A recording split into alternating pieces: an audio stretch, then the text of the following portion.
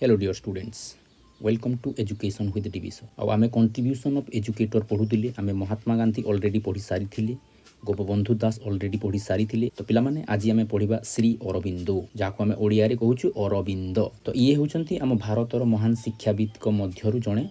तांको विषय आम पढ़ा तो महान व्यक्तित्वधारी अरबिंदो तांको विषय आम पढ़ा, तांको शिक्षा दर्शन विषय पढ़ा पूर्वर पिलामाने गोटे कोट्स आम आरंभ करवा आज क्लासटा। से कहते true knowledge is not attend by thinking. वास्तव ज्ञान बुद्धि विलास बिल्कुल नुहे। बुझीपार पिला माने बुद्धि विलासर अर्थ कौन? आम कौन हो क्रेमिंग करुचु विभिन्न प्रकार नॉलेज को आम एक्वायर करुचु। मनकर मु गणित जाणीगली, मुझे कौन ट्रिक जाणीगली, हिस्ट्री जाणीगली, जियोग्राफी जाणीगली, अनेक गुड़ाए जाणिकी मुझे कौन करे फुटाणी मारे, अरे मुझे जानी, अरे मुझे जानी। किंतु वास्तव में जो देखा अरबिंदों हिसाब से वास्तव ज्ञान से नुहे। वास्तव ज्ञान बुद्धि विलास नुहे। बुद्धि रे बहुत गुड़ाए इनफॉरमेशन को स्टोर करदेबा, that is not true knowledge. True knowledge रो अर्थ कौन? It is what you are, it is what you became. True knowledge रो अर्थ होउची पिला माने से ज्ञान तुमर वास्तविक आंतरिक बल होगा उचित, तुमर शक्ति होगा उचित, जहाँ द्वारा कि तुम जीवन में आसुवा विभिन्न प्रकार हताशा, निराशा बा दुख से सबू को तुम्हें एड़े दे पारिबार तुम भितर थिबा शक्ति होउची वास्तव में तुमर रियल नॉलेज बा तुमर वास्तव ज्ञान। जदि तुम पाखरे वास्तव ज्ञान अच्छी ताहेले तुम जीवन में आसुवा दुख, तुम जीवन में आसुवा समस्या, तुम जीवन में आसुवा विभिन्न प्रकार प्रोब्लेम्स को तुम्हें अति सहज टेकल कर तुम्हें फेस कर। You can challenge your challenges.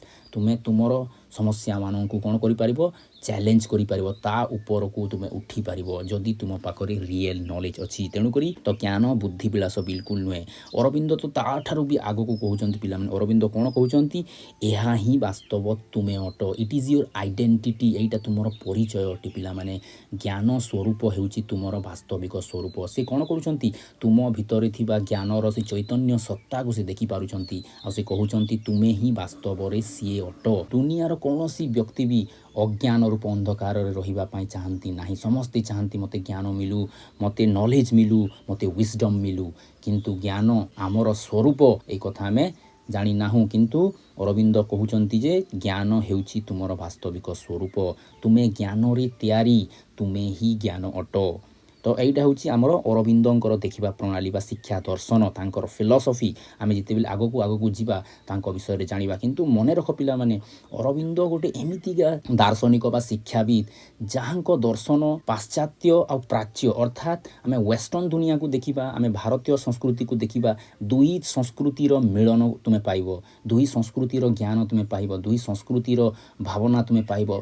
समस्त जिनिस को से सिंथेसाइज करिकी संश्लेषण करिकी गोटे अद्भुत जोग क्रिया बा अद्भुत गोटे ज्ञान से समग्र विश्व को प्रदान करिसंती, जहाको आमे पूर्णांग शिक्षा बा इंटीग्राल एजुकेशन बोली कही थाउ। ताकू भी आमे बहुत डीपली आगे देखा। तो एपरी जड़े महान व्यक्ति जी कि आईसीएस परीक्षा पास करते पिला माने, can you believe it? ICS परीक्षा आम भारतीय समाज रो सबुठारु हाईएस्ट रैंक रो जो जॉब कहा जाए। प्रत्येक युवार लक्ष्य बा प्रत्येक युवार स्वप्न थाए मु आईसीएस क्रैक करी बा आईएएस क्रैक करी बा आईपीएस क्रैक करी जो भावना थाए। से आईसीएस एग्जामिनेशन को से क्रैक करथिले, से एग्जामिनेशन को से प्रथम थर रे ही पास करथिले। भावंतु केते टैलेंट थिबो तांको भितर, केते ज्ञान तांको भितर भरी रही थिबो।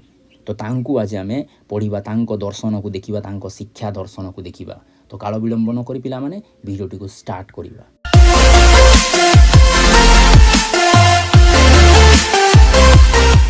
तो सर्वप्रथमे पिला माने देखिबा तांको विषय रे महान व्यक्ति माने कोन कोन कहिसंती।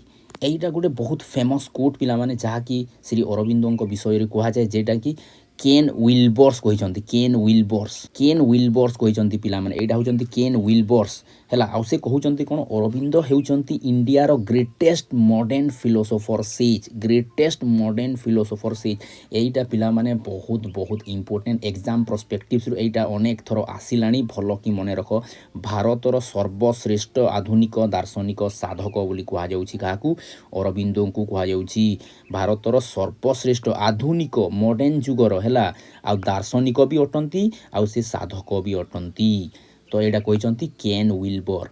तापरे रोमेन रोलैंड कहउचंती। रोमेन रोलैंड से कहउचंती जे मो अरबिंदों विषय ए पर्यंत बहुत कम जानिछि, किंतु भाव से ଅରବିନ୍ଦଙ୍କ ଦର୍ଶନକୁ ପୁରା ତନ୍ନ ତନ୍ନ କରି ସବୁ ପ୍ରକାରର ଜିନିଷକୁ ସେ ପଢ଼ିଛନ୍ତି ପିଲାମାନେ। ଆଉ ସେ କହୁଛନ୍ତି କ'ଣ, ମୁଁ ଅରବିନ୍ଦଙ୍କ ବିଷୟରେ ଏପର୍ଯ୍ୟନ୍ତ ବହୁତ କମ୍ ଜାଣିଛି, କିନ୍ତୁ ତାଙ୍କ ବିଷୟରେ ଯାହା ମୁଁ ଜାଣିଛି, ମୁଁ ନିଶ୍ଚିତ ଯେ ତାଙ୍କ ଭିତରେ ଦୁନିଆର ସର୍ବୋଚ୍ଚ ଆଧ୍ୟାତ୍ମିକ ଶକ୍ତି ଭରି ରହିଛି। ସର୍ବୋଚ୍ଚ ଆଧ୍ୟାତ୍ମିକ ଶକ୍ତି ତାଙ୍କ ଭିତରେ ବିରାଜମାନ, ତେଣୁ କରି ସିନା ଏତେ ବଡ଼ ଜ୍ଞାନର ଦର୍ଶନ ସେ ଦେଇପାରିଛନ୍ତି। ଏଇଟା କହୁଛନ୍ତି କିଏ?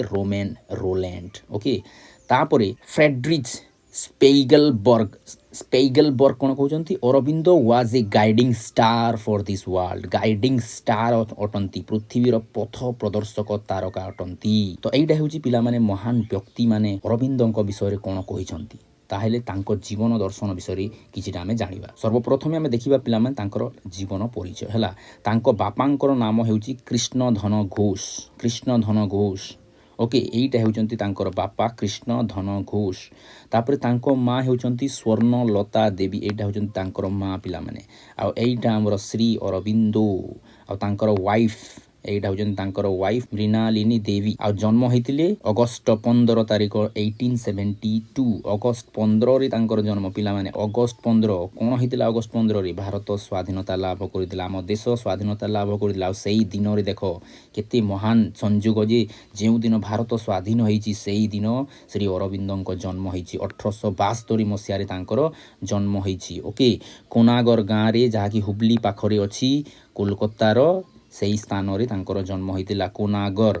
ଆଉ ତାଙ୍କର ତିରୋଧାନ କେବେ ହେଇଥିଲା ନା 5 ଡିସେମ୍ବର 1950 ମସିହାରେ। ତ ତାଙ୍କ ଜୀବନର କିଛି ଗୁରୁତ୍ୱପୂର୍ଣ୍ଣ ଘଟଣା ବିଷୟରେ ଆମେ ଜାଣିବା ପିଲାମାନେ। ଏଇ ଘଟଣାକୁ ନେଇକି ତୁମର ଗୋଟେ ଦୁଇଟା କ୍ୱେଶ୍ଚନ୍ସ ପ୍ରତିବର୍ଷ ଆସେ, ଏହାକୁ ବି ଭଲ କି ମନେ ରଖିଥିବ ପିଲାମାନେ। ତ ଏଇଟା ହେଉଛନ୍ତି ପିଲାମାନେ ତାଙ୍କର ବାପା ଡକ୍ଟର କୃଷ୍ଣଧନ ଘୋଷ। ଏଇ ଜଣେ ଥିଲେ ସର୍ଜନ। ଓକେ, ସର୍ଜନ ଥିଲେ। ସର୍ଜନ ମାନେ ବୁଝିପାରୁଛ, ଜଣେ ମହାନ ପ୍ରସିଦ୍ଧ ଡାକ୍ତର ଥିଲେ। ସେ ଚାହୁଁଥିଲେ ତାଙ୍କ ପୁତ୍ରକୁ ସେ ପାଶ୍ଚାତ୍ୟ ଦର୍ଶନ ଦ୍ୱାରା ଅନୁପ୍ରାଣିତ ହୋଇ ଆଗକୁ ବଢ଼ିଲା ବାଲା ଜଣେ ମହାନ ବ୍ୟକ୍ତି ରୂପରେ ଦେଖିବାକୁ ଚାହୁଁଥିଲେ। ତେଣୁକରି ସେ କ'ଣ କଲେ? ତେଣୁକରି ସେ 5 ବର୍ଷରେ ଅରବିନ୍ଦଙ୍କ କ'ଣ କରିଥିଲେ? ଗୋଟେ କନଭେଣ୍ଟ ସ୍କୁଲକୁ, ଦାର୍ଜିଲିଂର ଗୋଟେ କନଭେଣ୍ଟ ସ୍କୁଲକୁ ନାମ ଲେଖାଇଥିଲେ ହେଲା। ଆଉ ତାଙ୍କୁ ମାତ୍ର 7 ବର୍ଷ ବୟସରେ ଇଂଲଣ୍ଡକୁ ପ୍ରେରିତ କରିଦେଇଥିଲେ, ଇଂଲଣ୍ଡକୁ ପଠାଇ ଦେଇଥିଲେ। ସେ ଚାହୁଁଥିଲେ ଯେ ପାଶ୍ଚାତ୍ୟ ଦର୍ଶନ ଭଲ କି ସେଣ୍ଡ କରୁ, ଇଂରେଜଙ୍କ ଭଳିଆ ହେଉ। କାହିଁକି ନା ସଂସାରରେ ଯେ ରାଜ କରୁଛନ୍ତି କେଉଁମାନେ? ସଂସାରରେ ରାଜ କରିଲା ବାଲା ଇଂରେଜମାନେ, ସଂସାରରେ ରାଜତ୍ୱ କରିଲା ବାଲା ଇଂରେଜମାନେ। ତେଣୁକରି ସେ ଚାହୁଁଥିଲେ ଯେ ଇଂରେଜମାନଙ୍କ ଭଳିଆ ଇଏ ବ୍ୟକ୍ତିତ୍ୱ ଧାରଣ କରୁ, ଇଂରେଜମାନଙ୍କ ଭଳିଆ ସେ ଇଂରାଜୀ ଶିଖୁ, ଇଂରେଜମାନଙ୍କ ଭଳିଆ ତାର ଚରିତ୍ର ହେଉ। ତେଣୁକରି ସେ 7 ବର୍ଷ ବୟସରେ ତାଙ୍କୁ ସେ ପ୍ରେରିତ କରିଥିଲେ। 14 ବର୍ଷ ପର୍ଯ୍ୟନ୍ତ ଅରବିନ୍ଦ ଇଂଲଣ୍ଡରେ ରହିକି ଶିକ୍ଷା ଲାଭ କରିଥିଲେ। ସେ ପ୍ରଥମେ ସେଣ୍ଟ ପଲ୍ ସ୍କୁଲ ଲଣ୍ଡନରେ ସେ 5 ବର୍ଷ ଶିକ୍ଷା ଗ୍ରହଣ କରିଥିଲେ। ତାପରେ କିଙ୍ଗସ୍ କଲେଜ ଅଫ୍ କେମ୍ବ୍ରିଜର ମହାନ କଲେଜରେ ସେ କ'ଣ କରିଥିଲେ? ତାଙ୍କର ହାୟର ଏଜୁକେସନ୍ ବା ଉଚ୍ଚ ଶିକ୍ଷା ଗ୍ରହଣ କରିଥିଲେ। ତାପରେ ସେ କ୍ଲିୟର ଦ ICS, ଯାହାକୁ ଆମେ ଏବେ IAS କହୁଛୁ, ICS ଏକ୍ଜାମକୁ ସେ କ୍ରାକ୍ କରିଥିଲେ ପିଲାମାନେ। Can you believe it? ICS exam ଦୁନିଆର ସବୁଠାରୁ ଟଫେଷ୍ଟ ଏକ୍ଜାମକୁ ସେ କ୍ରାକ୍ କରିଥିଲେ। କିନ୍ତୁ ତାଙ୍କର ବିଲକୁଲ ଇଚ୍ଛା ନଥିଲା ICS ଜବ୍ କରିବା ପାଇଁ। ତେଣୁକରି ସେ ICSର ରେଜଲ୍ଟ ଆସିସାରିବା ପରେ ତୁମେ ଗୋଟେ ଘୋଡ଼ା ଚାଲନାର ଗୋଟେ ଛୋଟିଆ ଟେଷ୍ଟ ହୋଇଥାଏ। କିନ୍ତୁ ଅରବିନ୍ଦ ନିଜେ ଜାଣି ଘୋଡ଼ା ଚାଲନା ପାଇଁ ଗଲେ ନାହିଁ। ସେ ଆବସେଣ୍ଟ ରହିଲେ। ତାଙ୍କୁ ଅନେକ ଥର ଡକା ବି ଗଲା, କିନ୍ତୁ ସେ ଘୋଡ଼ା ଚାଲନା ପାଇଁ ଗଲେ ନାହିଁ, ଆଉ ରିଜେକ୍ଟ ହେଇଗଲେ। ଆମେ ଯଦି କହିବା ଇଣ୍ଟେନ୍ସନାଲି, ଜାଣି ସେଇ ଜବ୍କୁ ଇଣ୍ଟେନ୍ସନାଲି ରିଜେକ୍ଟ କରିଥିଲେ ହେଲା। ଏଇ ମସିହାଟା ପିଲାମାନେ ଭଲ କି ମନେ ରଖ, ଏଇ ମସିହା ଭେରି ଇମ୍ପୋର୍ଟାଣ୍ଟ। 1893 ମସିହାରେ ଗାନ୍ଧିଜୀ କ'ଣ କରିଥିଲେ? କମେଣ୍ଟ ବକ୍ସରେ କମେଣ୍ଟ କର ପିଲାମାନେ, ଏଇଟା ବି ଆମେ ପଢ଼ି ସାରିଛେ। Very important year in the life of Mahatma Gandhi. ତ 1893 ମସିହାରେ ଅରବିନ୍ଦ ଇଣ୍ଡିଆକୁ ପ୍ରତ୍ୟାବର୍ତ୍ତନ କରିଥିଲେ। ଆଉ ଏଇ ସମୟରେ ଘଟିଥିଲା ଗୋଟେ ଟ୍ରେଜିକ୍ ଘଟଣା ପିଲାମାନେ। ବହିରେ ତୁମେ ଖୋଜିଲେ ବି ଏମିତି ଘଟଣା ମାନେ ପାଇବ ନାହିଁ। କ'ଣ ଘଟିଥିଲା? ସେ ଯେଉଁ ଜାହାଜରେ ଆସୁଥିଲେ ପିଲାମାନେ, ଏପରି କୁହାଯାଏ, ଏପରି ର୍ୟୁମର ହେଇଗଲା ଯେ ସେ ଜାହାଜଟା ତୋଫାନ ଯୋଗୁଁ ପର୍ତ୍ତୁଗାଲରୁ ବାହାରିଥିଲା, ପର୍ତ୍ତୁଗାଲରୁ ଆସୁଥିଲା ସେଇ ଜାହାଜଟା ବୁଡ଼ିଗଲା। ତ ତୁମେ ଅନୁମାନ କର ପିଲାମାନେ, ଆଫ୍ଟର 14 ଇୟର୍ସ ନିଜର ପିଲା ଆସୁଛି ବିଦେଶରୁ ଆସୁଛି। 14 ବର୍ଷ ପର୍ଯ୍ୟନ୍ତ ସେଇ ପିଲାଟିକୁ ଅରବିନ୍ଦଙ୍କ ପିତାମାତା ଦେଖିନଥିଲେ। ଆଉ 14 ବର୍ଷ ପରେ ତାଙ୍କୁ ଦେଖିବା ପାଇଁ ତୀବ୍ର ଇଚ୍ଛା ରହିଥିଲା ତାଙ୍କ ବାପାଙ୍କର, ତାଙ୍କ ମାଆଙ୍କର। କିନ୍ତୁ ଯେତେବେଳେ ଖବର ଆସିଲା ଯେ ସେଇ ଜାହାଜଟା ବୁଡ଼ି ଯାଇଛି, ସେଇ ଜାହାଜଟା ନଷ୍ଟ ହୋଇଯାଇଛି, ସେଇ ଜାହାଜ ଭିତରେ ଅରବିନ୍ଦ ଥିଲେ, ତାଙ୍କର ଡେଥ୍ ହେଇଯାଇଛି, ଏଇ କଥା ଶୁଣିକି ତାଙ୍କ ପିତାଙ୍କର ମୃତ୍ୟୁ ହୋଇଯାଇଥିଲା। ଆଉ ସେଇ ମୃତ୍ୟୁର ଦଶାକୁ ଦେଖିକି ଆଉ ପୁତ୍ର ବିୟୋଗ ଆଉ ସ୍ୱାମୀ ବିୟୋଗରେ ତାଙ୍କ ମାଆଙ୍କ ବି ମାନସିକ ସ୍ୱାସ୍ଥ୍ୟ ବିଗିଡ଼ି ଯାଇଥିଲା। କିନ୍ତୁ ସେଇଟା ସତ୍ୟ ନଥିଲା, ଅନ୍ୟ ଏକ ଜାହାଜ ବୁଡ଼ିଥିଲା। ଆଉ କିଛି ଦିନ ପରେ ଅରବିନ୍ଦ ଭାରତକୁ ପ୍ରତ୍ୟାବର୍ତ୍ତନ କରିଥିଲେ। ଆଉ ଭାରତକୁ ପ୍ରତ୍ୟାବର୍ତ୍ତନ କରି ଏହି ଶୋକ ସମ୍ବାଦ ପାଇ ସେ ବି ଭାଙ୍ଗି ପଡ଼ିଥିଲେ।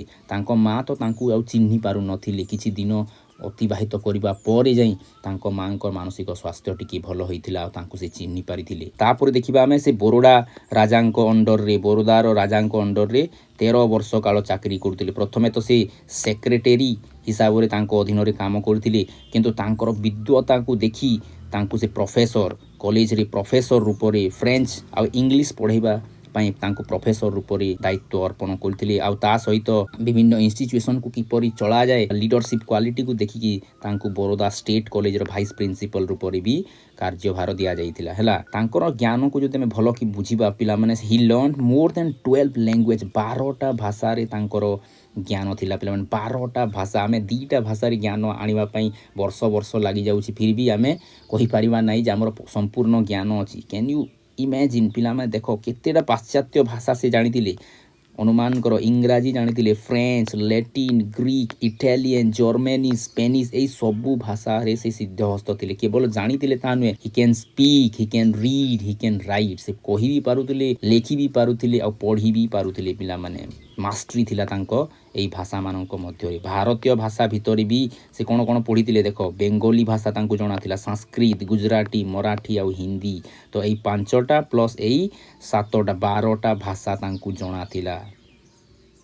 ତାପରେ ପରେ ଫ୍ରିଡମ୍ ଷ୍ଟ୍ରଗଲରେ ସେ ଯୋଗଦାନ କଲେ। 1902 ମସିହାରେ ଭାରତୀୟ ସ୍ୱାଧୀନତା ଆନ୍ଦୋଳନରେ ସେ 1902 ମସିହାରେ ଯୋଗଦାନ କରିଥିଲେ। ଆଉ ଗୋଟେ ବମ୍ କନ୍ସପିରେସି କେସ୍ରେ ତାଙ୍କୁ ଆରେଷ୍ଟ କରି ଦିଆଗଲା ଆଉ ତାଙ୍କୁ ଜେଲ୍ ଦଣ୍ଡ ଭୋଗିବାକୁ ପଡ଼ିଥିଲା 1908 ମସିହାରେ। ହେଲା, କିନ୍ତୁ ପରେ ତାଙ୍କୁ ପୁଣି ଗୋଟେ ବର୍ଷ ପରେ ଛାଡ଼ି ଦିଆଯାଇଥିଲା। ହେଲା, କିନ୍ତୁ ଜେଲ୍ ମଧ୍ୟରେ ରହିଲା ସମୟରେ ପିଲାମାନେ, ଜେଲ୍ ମଧ୍ୟରେ ରହିଲା ସମୟରେ ହି ଗଟ୍ ଡିଭାଇନ୍ ଭିଜନ୍। ହେଲା, ତାଙ୍କୁ କିଛି ସାକ୍ଷାତକାର ହେଲା ପିଲାମାନେ, କିଛି ଡିଭାଇନ୍ ଭିଜନ୍ ତାଙ୍କୁ ହେଲା, ଡିଭାଇନ୍ ଭିଜନ୍। ଆଉ ସେ ଡିଭାଇନ୍ ଭିଜନ୍ ଏପରି ଥିଲା, ଏତେ ହାଇ ଲେଭେଲର ଡିଭାଇନ୍ ଭିଜନ୍ ଥିଲା। ଡିଭାଇନ୍ ଭିଜନ୍ ମାନେ ଜାଣିପାରୁଛ ପିଲାମାନେ, ତାଙ୍କୁ ସାକ୍ଷାତକାର ହେଲା, ପରମ ତତ୍ତ୍ୱର ସାକ୍ଷାତକାର ହେଲା, ଭଗବାନଙ୍କ ସାକ୍ଷାତକାର ହେଲା। ଆଉ ସେଇ ସାକ୍ଷାତକାରରେ ସେ ତାଙ୍କ ଜୀବନକୁ ସମ୍ପୂର୍ଣ୍ଣ ରୂପେ ପରିବର୍ତ୍ତନ କଲେ। ଆଉ ସେଇ ସମୟରେ ସେ ଗୋଟିଏ ପୁସ୍ତକର ରଚନା କରିଥିଲେ। ସେ ପୁସ୍ତକର ନାମ ହେଉଛି କାରା କାହାଣୀ। ଏଇଟା ବେଙ୍ଗୋଲି ଭାଷାର ଶବ୍ଦ ପିଲେ, କାରା କାହାଣୀ। ୟାର ଇଂଲିଶ ଟ୍ରାନ୍ସଲେସନ୍ ବି ଅଛି, ଟେଲ୍ସ ଅଫ୍ ପ୍ରିଜନ୍ସ ଲାଇଫ୍। ପ୍ରିଜନ୍ସ ଅର୍ଥ ହେଉଛି ବନ୍ଦୀ, ବନ୍ଦୀ ବ୍ୟକ୍ତିର ଟେଲ୍ସ ଅର୍ଥାତ୍ କାହାଣୀ। ଏଇଟା ବନ୍ଦୀର ଆତ୍ମକଥା ବି ଆମେ ଗୋଟେ ପଢ଼ିଛୁ ପିଲାମାନେ ପ୍ରିଭିୟସ୍ କ୍ଲାସ୍ରେ। କିଏ ଲେଖିଥିଲା ତୁମେ ଯଦି ମନେ କରିପାରୁଛ ତୁମେ କମେଣ୍ଟ ବକ୍ସରେ ଲେଖିକି ଦେଖାଅ, ବନ୍ଦୀର ଆତ୍ମକଥା। କାରା କବିତା ବି ତାଙ୍କର ଗୋଟେ କବିତା ଥିଲା। ହେଲା, ଏଇଟା କାରା କାହାଣୀ, କନଫ୍ୟୁଜ୍ ହେବ ନାହିଁ। କାରା କାହାଣୀ ରିଲେଟ୍ କରୁଛି କାହା ଉପରେ? କାରା କାହାଣୀ ରିଲେଟ୍ କରୁଛି ଅରବିନ୍ଦ ଉପରେ, କିନ୍ତୁ କାରା କବିତା ଆଉ ବନ୍ଦୀର ଆତ୍ମକଥା ଅନ୍ୟ ଏକ ରାଇଟର, ଯାହାକି ଆମେ ପ୍ରିଭିୟସ୍ କ୍ଲାସ୍ରେ ପଢ଼ିଛେ। କମେଣ୍ଟ କରିକି ଲେଖିକି ବତାଅ। ତାପରେ ସେଠିରେ ବାହାରିଲା ପରେ 1910 ମସିହାରେ ସେ ପଣ୍ଡିଚେରୀକୁ ସ୍ଥାନାନ୍ତର ହୋଇଯାଇଥିଲେ। ଆଉ ପଣ୍ଡିଚେରୀରେ ହିଁ ତାଙ୍କର ଲାଇଫ୍ ସାରା ରହିକି ସାଧନା କରିଥିଲେ। ଆଉ ଅରବିନ୍ଦ ଇଣ୍ଟିଗ୍ରାଲ ବା ପୂର୍ଣ୍ଣାଙ୍ଗ ଶିକ୍ଷା ନିକେତନ ବା ଶିକ୍ଷା କେନ୍ଦ୍ର ସେଇଠାରେ ସ୍ଥାପନା କରିଥିଲେ। ହେଲା, ତ ଏଇଟା ହେଉଛି ତାଙ୍କର ଲାଇଫ୍ ସ୍କେଚ୍ ପିଲାମାନେ। ଆହୁରି ବି ଅନେକ ତଥ୍ୟ ଅଛି, ତତ୍ତ୍ୱ ଅଛି, ଯାହାକି ତୁମେ ବହି ପଢ଼ିଲେ ଯାଏଁ ଜାଣିବ। ସବୁବେଳେ ମୁଁ କହେ କ୍ଲାସ୍ ଆଟେଣ୍ଡ କର, ତା ସହିତ ବହି ବି ଅଧ୍ୟୟନ କର। କାହିଁକି ନା ସବୁ ଜିନିଷକୁ ଗୋଟିଏ କ୍ଲାସ୍ରେ ରିପ୍ରେଜେଣ୍ଟ କରିକି ଦେଇଦେବା, ଇଟ୍ ଇଜ୍ ନଟ୍ ପସିବଲ୍। ଏଇଟା ସମ୍ଭବ ବିଲକୁଲ ନୁହେଁ ପିଲାମାନେ। ତେଣୁକରି ବହି ପଢ଼ିଲେ ତୁମେ ଆହୁରି ବି ଅନେକ ଜିନିଷ ପାଇବ। ତାପରେ କେତେ ଗୁଡ଼ିଏ ଗୁରୁତ୍ୱପୂର୍ଣ୍ଣ ମସିହା ବା ଦିବସ ଗୁଡ଼ିକ ଆମେ ଜାଣିବା। ସର୍ବପ୍ରଥମେ ଆମେ ଜାଣିଲେ 1872 ମସିହାରେ ସେ ବର୍ନ କରିଥିଲେ, ଜନ୍ମ ହୋଇଥିଲେ। କେତେ କେଉଁ ତାରିଖରେ? 15 ଅଗଷ୍ଟରେ ସେ ଜନ୍ମ ହୋଇଥିଲେ।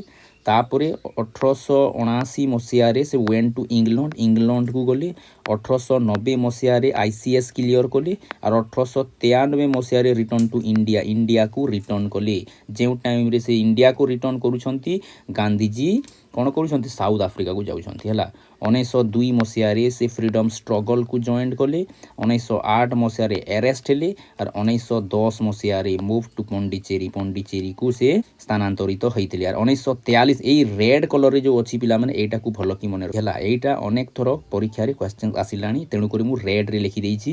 ରେଡ୍ଟାକୁ ଭଲ କି ମନେ ରଖିବ। ଏଇଟା ହେଲା, ଏଇଟା आउ एटा हैला। तो 1943 मसीह पंडिचेरी आश्रम इस्टाब्लिश्ड होता स्थापित होता 1943 मसीह एटा को भल कि मन रख। आउ गोटे 1968 मसीह ओरोभिला ओरोभिलार प्रतिष्ठा होता। ओरोभिला कौन सेटा भी आम आगे देखा है। तो 1943 गोटे मन रख 1968 गोटे मन रख आउर जन्म दिवसटा को भी मन रख 1872 मसीहा। यहाँ 3टा क्वेश्चंस अनेक थर आसला। तापर देखा अरविंद कहीं फेमस तांकर प्रसिद्ध बही कि लेखा कौन अच्छी से देखा पिला माने। तो तांकर फेमस 2टा बही अच्छी जदि आम कह गोटे हूँ द लाइफ डिवाइन आ गोटे हूँ सावित्री है। यही 2 बही सबुठारु फेमस पिला माने। एटा अनेक थर क्वेश्चंस आसला। सावित्री भी अनेक थर क्वेश्चंस आसला। या भल कि मन रख द लाइफ डिवाइन आउ सावित्री।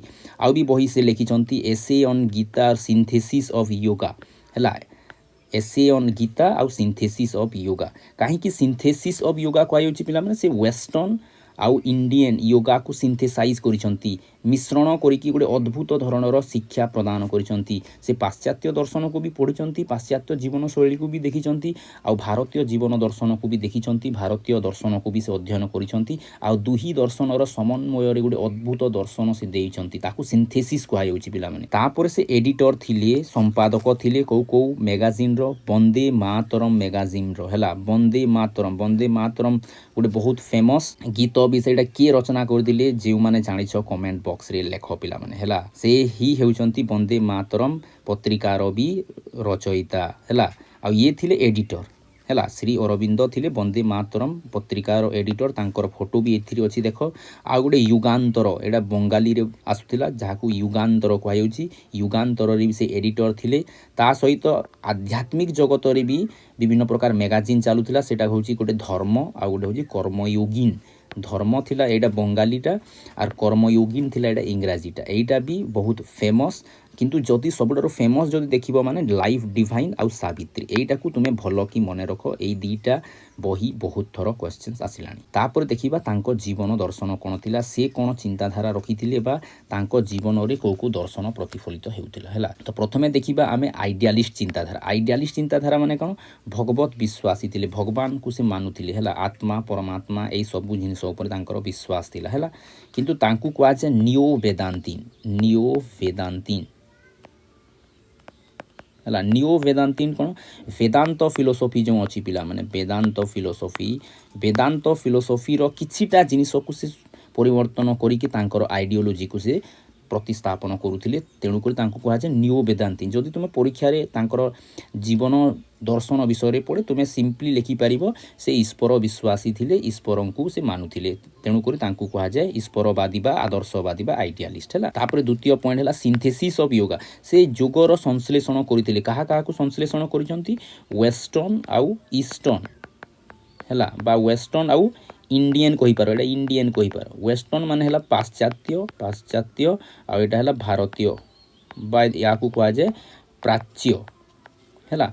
तो पाश्चात्य दर्शन और भारतीय दर्शन बा पाश्चात्य योग पद्धति और भारतीय योग पद्धतिर से सिंथेसिस करथिले संश्लेषण करथिले हैला। तापर हैला इंटीग्राल एप्रोच। एटा को नेकी तमे सेपरेट गोटे एटा को हमें सेपरेट वीडियो माध्यम रे देखिबा हैला। इंटीग्राल एप्रोच रो अर्थ कोन से सबु जिनिस को इंटीग्रेट करिकी गोटे पूर्णांग शिक्षा प्रदान करथिले। इंटीग्रेट रो अर्थ कोन हमें पढ़िबा 5टी एस्पेक्ट को से बेसी गुरुत्व देइतिले। सेटा होची फिजिकल प्रथमे शारीरिक तापर हेउची वाइटाल हैला प्राणिक तापर हैला मेंटल हैला मानसिक तापर हैला साइकिक चैत्य आ लास्ट हैला स्पिरिचुअल है। सबू आस्पेक्ट को से सिंथेसाइज कर दिले। एटा सब कौन यही सबू जिनिस आम पुणी आउ गोटे आग को गले पढ़ा इंटीग्राल एजुकेशन देखिले फिजिकल कौन वाइटाल कौन मेंटल कौन साइकिक कौन स्पिरिचुअल कौन ताकू भी मु डिटेल भाव में तुमको बुझेबी पिला है। तापर एटा क्वेश्चंस अनेक थर आसिला पिला एटा को भल कि मन रख जे अरविंद ही प्रथम व्यक्ति जे कि एई कॉन्सेप्टटा दउछंती सुपरमैन आउ सुपर माइंड। सुपरमैन आउ सुपर माइंड कौन से चाहूतिले जे साधारण मनीष এই কনসেপ্টটা পিলাମାନେ যদি আমি ভালো করে বুঝিবা এই কনসেপ্টটা ডারউইন रो ইভলিউশন থিওরি উপরে পর্যবেসিত। ইভলিউশন डार्विन कौन कले डार्विन कहले जे आमर मानवर इभल्यूशन किपरि होईची समग्र जीव जगतर एभल्यूशन किपरि होईची किपरि छोटिया जेली रु धीरे धीरे धीरे धीरे क्रम विकास होईकी मांकड़ चिंपैंजी रु मनीष होउची ए सब जिनिस को से गोटे साइंटिफिक वे रे डेस्क्राइब करबा पई चेष्टा करथिले किंतु अरविंद तांकु कोन करूछंती तांकु गोटे भिन्न दृष्टि रे एवोल्यूशन थ्योरी को मानव समाज रो आगरे प्रतिस्थापित करूछंती से कहउछंती जे सुपर ह्यूमन रो अर्थ कोन जे ह्यूमन तुमे एबे देखुछ सेही ह्यूमन को आमे एक्स्ट्रा ऑर्डिनरी ह्यूमन रे हाई कैपेसिटी वाला ह्यूमन रे परिणत करि परिबा कहा द्वारा इंटीग्रल एजुकेशन द्वारा सुपर मैन रे आमे कन्वर्ट करि परिबा ता माइंड को आमे ऑर्डिनरी माइंड को सुपर माइंड रे आमे कन्वर्ट करि परिबा जहा को आमे ओडिया रे कहूछु पिला माने अति मानव आ अति मानस एडा भी क्वेश्चंस आसी साइलानी पिला माने एको भी भलो कि मने रखो अति मानव आ अति मानस कांसेप्ट किए दैछंती हला तापर जीवन विषय से कोन कहउछंती पिला माने जीवन विषय से कहउछंती लाइफ इज एन अपॉर्चुनिटी जीवन गोटे कौन अटे अपॉर्चुनिटी अटे अपॉर्चुनिटी अर्थ होची जीवन गोटे सुजोग अटे जो सुजोग द्वारा कि आमे साधारण मनीषरू अति मानव बा अति मनीष बा सुपर मैन रे कन्वर्ट हो पारिबा हम साधारण मन को आमे अति मानस बा हायर माइंड रे कन्वर्ट करि पारिबा हला तो जीवन गोटे अपॉर्चुनिटी आकार से देखुछंती तापर कांसेप्ट ऑफ गॉड तो से भगवान को विषय रे कोन कहउछंती हला तो कांसेप्ट ऑफ गॉड भगवान को विषय से कोन देखुछंती एबे मु कहउतली पिला माने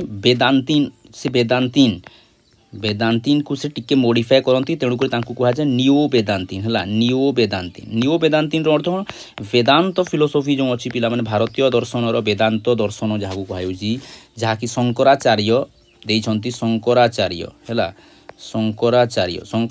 कौन कहते शंकराचार्य कहते ब्रह्म सत्य जगत मिथ्या है ब्रह्म सत्य जगत मिथ्या यही कॉन्सेप्टटा ताकर थिला जगत मिथ्या है ब्रह्मटा सत्य अटे किंतु यही जो संसारटा देखुचु आमे सेटा मिथ्या अटे सेटा लागुची सत्य परिका किंतु मिथ्या किंतु आमर अरविंद कहउचंती नियो वेदांतीन सबुले कहती कौन ब्रह्म सत्य आ जगत भी सत्य अटे से सत्य कहती है ब्रह्म भी सत्य ए जगत भी सत्य या कहुच्छे नियो वेदांती प्राय जो नियो वेदांतीन दार्शनिक माने अर्थंती जेपरिक विवेकानंद हेले अरविंद हेले यही समस्ते कौन कहे ब्रह्म को भी सत्य कहे और जगत को भी सत्य कहे तेणुक कहुच्छी नियो वेदांतीन आमे यही संसार को भी सत्य कहवा जो संसार रे आमे अच्छू है तो भगवान को कॉन्सेप्ट कौन से कहते भगवान होउचंती ब्रह्म परम ब्रह्म आउ से होउचंती संपूर्ण सत्य है तो यहाँ है कॉन्सेप्ट ऑफ गॉड तापर कॉन्सेप्ट ऑफ सोल रो कॉन्सेप्ट कौन दउछंती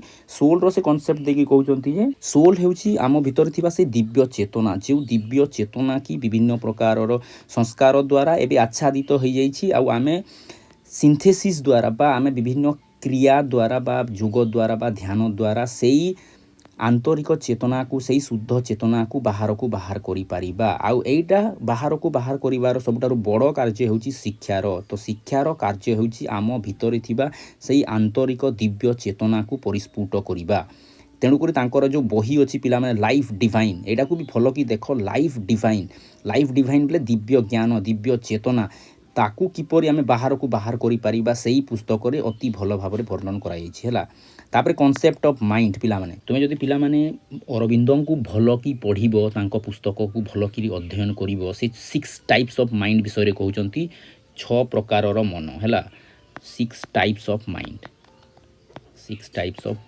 6 प्रकार रो मन कोन आमे ताकू भी टिके भल की जानि देबा हैला तो प्रथमे से कहउचंती कोन प्रथमे कहउचंती ऑर्डिनरी माइंड हैला ऑर्डिनरी माइंड एटा नॉर्मल माइंड बा साधारण मन हैला साधारण मन द्वितीयटा से कहउचंती हायर माइंड हैला हायर माइंड माने कोन उच्चतर मन तापर तृतीयटा से कहउचंती कोन इल्यूमिनेटेड माइंड एटा कोन मु आगरे कहबी प्रथमे 6टा को मु लिखि दउछि हैला इल्यूमिनेटेड माइंड अर्थात याको जदि हमें कहबा आलोकित मन हैला आलोकित मन हैला तापर 4 नंबरटा पिला माने 4 नंबरटा होची इंट्यूटिव माइंड हैला एम माने माइंड इंट्यूटिव माइंड याको हमें ओडिया रे कोन कहबा याको कहबा बोधी मन हैला तापर 5 नंबरटा हैला पिला माने ओभर माइंड अधिमानस हैला अधिमानस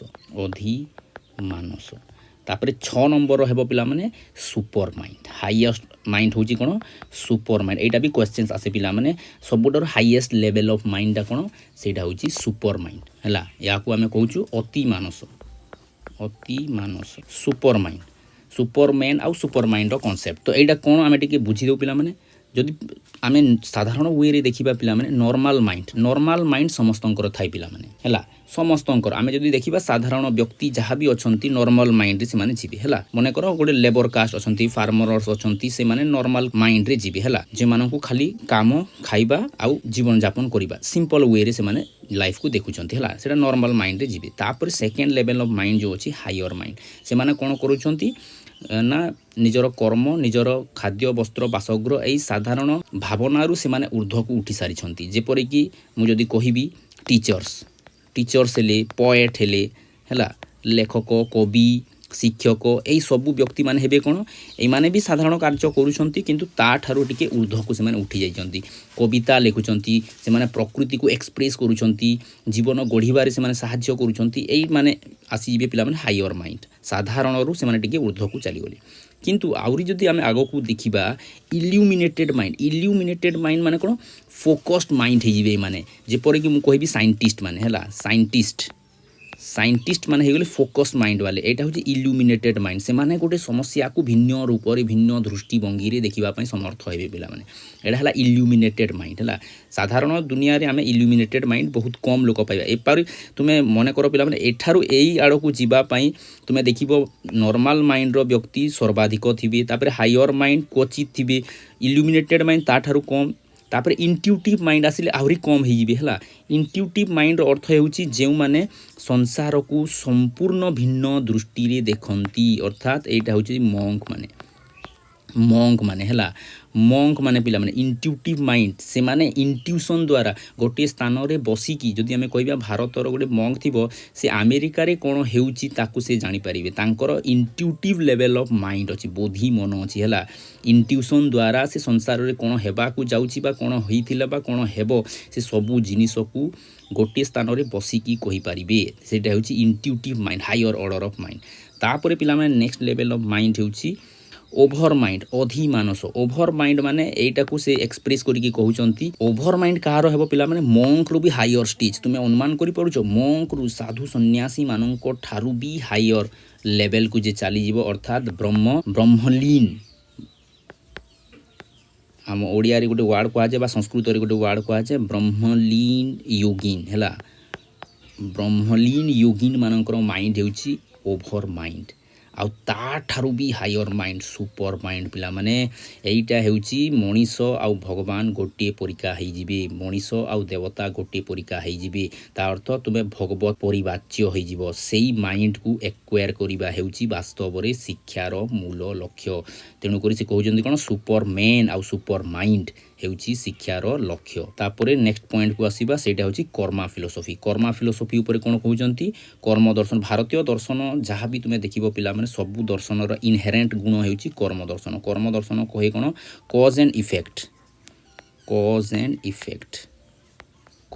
इफेक्ट प्रत्येक प्रभाव रो किछि ना किछि कारण निश्चय रहिथिबो जो कर्म आमे करूछु तार भी प्रभाव अछि बा जो परिस्थिति आम जीवन को आसुची तार भी किछि ना किछि कारण रहिछि कॉज एंड इफेक्ट को एक्सप्रेस करे हमर कर्मा फिलोसॉफी कर्म दर्शन हैला कारण आउ प्रभाव रो सिद्धांत तापर इवोल्यूशन विषय से कहले इवोल्यूशन कोन विवर्तन विषय आमे ऑलरेडी डिस्कस करि सारिछि जे इवोल्यूशन जेपरि डार्विन कहले जे समग्र जीव जगतर विवर्तन किपरि हेइछि बा सृष्टि किपरि हेइछि ना साधारण जेलीरू किपरि मनीष तयारी हेइछि से सबु जिनिस को से साइंटिफिक वे रे एक्सप्लेन करथिले किंतु हमर अरविंदंकर शिक्षा दर्शन बा अरविंदंकर दर्शन इवोल्यूशन तत्वटा टिके भिन्न अटे हैला से कोन करूचंती जे मानवरू आमे अति मानव रे परिणत होई पाइबा साधारण मनरू भी आमे अति मानस को यात्रा करी कि आमे गोटे हायर ऑर्डर स्पीसीज बा गोटे सुपर माइंड धारण करिथिबा सुपर मैन रे आमे निजको परिणत करि पाइबा हैला एटा हेउची तांकर 10टा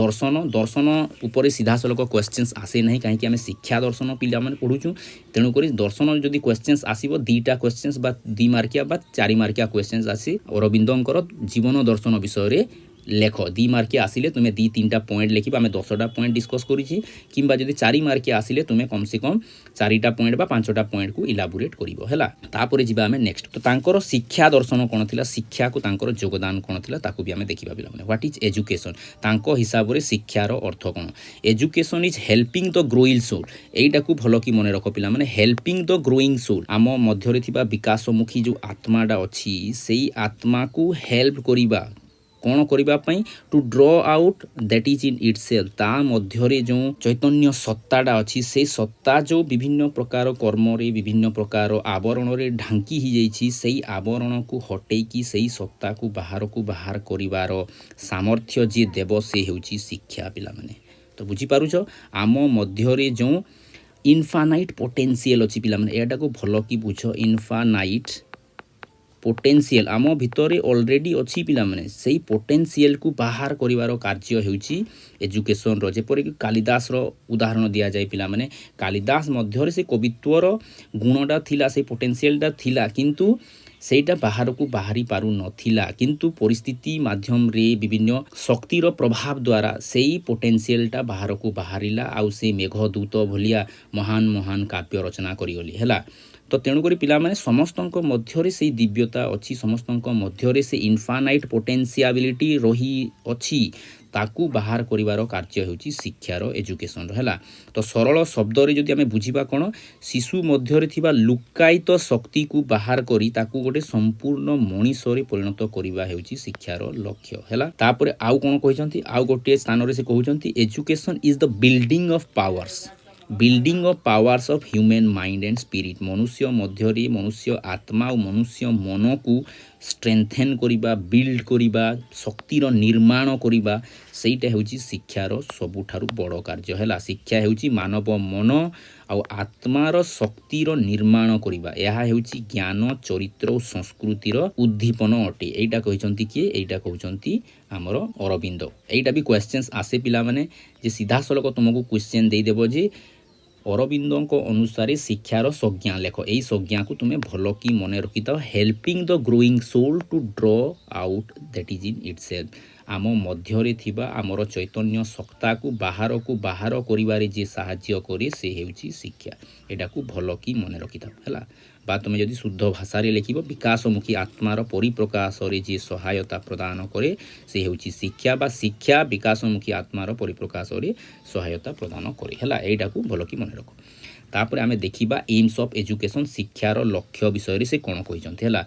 से प्रथमे कहउचंती कोन शिक्षार सबुठारु बड़ लक्ष्य होउछि एक्वायर द नॉलेज उपयुक्त ज्ञान बा सत ज्ञानर आहरण करिबा जेउ ज्ञान द्वारा आमे जीवन को बेटर करि परिबा हैला। तापर सेकेंडटा हैला टू अटेन फिजिकल प्यूरिटी रो अर्थ कोन ना शरीर को शुद्ध करिवार आम भितर ज्ञान आसीबो शरीर को शुद्ध कले अरिस्टोटल जेपरि कहउतिले शुद्ध शरीर रे शुद्ध मनर निवास हैला। तो शरीर शुद्ध जेते पर्यंत न हेबो सेते पर्यंत आमे शिक्षा को ग्रहण करि परिबा नाही बा से चैत्य सत्ता पर्यंत आमे जाई परिबा नाही। तापरे आगो को भी आमे देखिबा पिला माने शरीर रो इंपैक्ट कोन हेउची मन ऊपर और मनर इंपैक्ट कोन हेउची आत्मा ऊपर हैला। तापर से तृतीयटा कहउचंती एम्स ऑफ एजुकेशन कोन ट्रेनिंग ऑफ सेंसेस आमर सेंस मानक इंद्रिय गुड़िकर विकास करिबा जहा द्वारा कि इंद्रिय द्वारा आमे कोन करू ज्ञान आहरण करू सब जिनिस तुम जो देखिबो पिला माने ज्ञान सहित रिलेट करिवो हैला। फिजिकल प्यूरिटी भी काहे की दरकार आमे से सुप्रीम बीइंग जो अछि जो हायर बीइंग जो अछि ताकू आमे जदी टच करिवार अछि रियल नॉलेज को जदी आमे टच करिवार अछि फिजिकल प्यूरिटी आवश्यक ठीक सही परी सेंस रो भी विकास हेबा जरूरी सही सेंस द्वारा ही आमे रियल नॉलेज को एक्वायर करि परिबा। तापरे मेंटल डेवलपमेंट माइंड रो डेवलपमेंट न हेले पिला माने आमे ज्ञान को आहरण करि परिबा नाही तेनु करी मेंटल डेवलपमेंट द्वारा आमे रियल नॉलेज को टच करि परिबा एटा हेउची भी गोटे एम ऑफ एजुकेशन। तापरे लॉजिकल फैकल्टी अर्थात बुद्धि बा तार्किक सत्तार विकास करिबा भी हेउची शिक्षार गोटे लक्ष्य केते आमे तर्कशील होई पारिछे बा आमे अंधंक भलिया ब्लाइंड बिलीव ऊपर विश्वास करूछे अंधविश्वास हिसाब रे आमे आखि मुझी की सत्य को देखुछे बा ताकू तन्न तन्न करी की विभिन्न प्रकार तर्क द्वारा सिद्ध करी की तापरे जाकी मानुछे हां एइटा ही सत्य अटे सेटा को कहुच्छी लॉजिकल फैकल्टी बा तार्किक सत्ता। तो शिक्षार लक्ष्य होची पिले आम तर्कर द्वारा आम सत्य को ग्रहण करिवार क्षमता को डेभलप करि परिबा। तापर 6 नंबर होची डेभलपमेंट ऑफ मोरालिटी। मोरालिटी माने कोन आम भितरे नैतिकतार विकास हेबो, आम भितरे मोराल भावनार विकास हेबो, कोउटा भलो कोउटा खराब ताकू बाछ विचार करि परिबार सामर्थ्य आम भितरे डेभलप हेबो। What is good and what is bad, what is right and what is wrong, that has to be discriminated by us and such potentiality can be attend by education. Education रो सेटा मूल लक्ष्य पिला माने कोउटा भलो और कोउटा मंद विचार करिवार क्षमता डेभलप करिबा।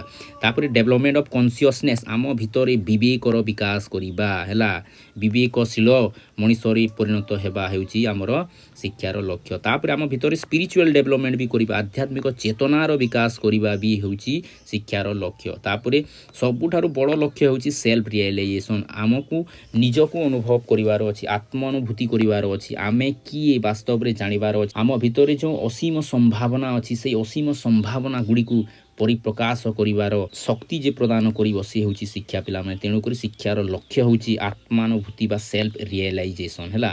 तापर बिल्डिंग इनेट पावर आंतरिक शक्तिर विकास करिबा भी हेउची शिक्षार आ गोटे लक्ष्य। एटा होची 10टा लक्ष्य पिला माने।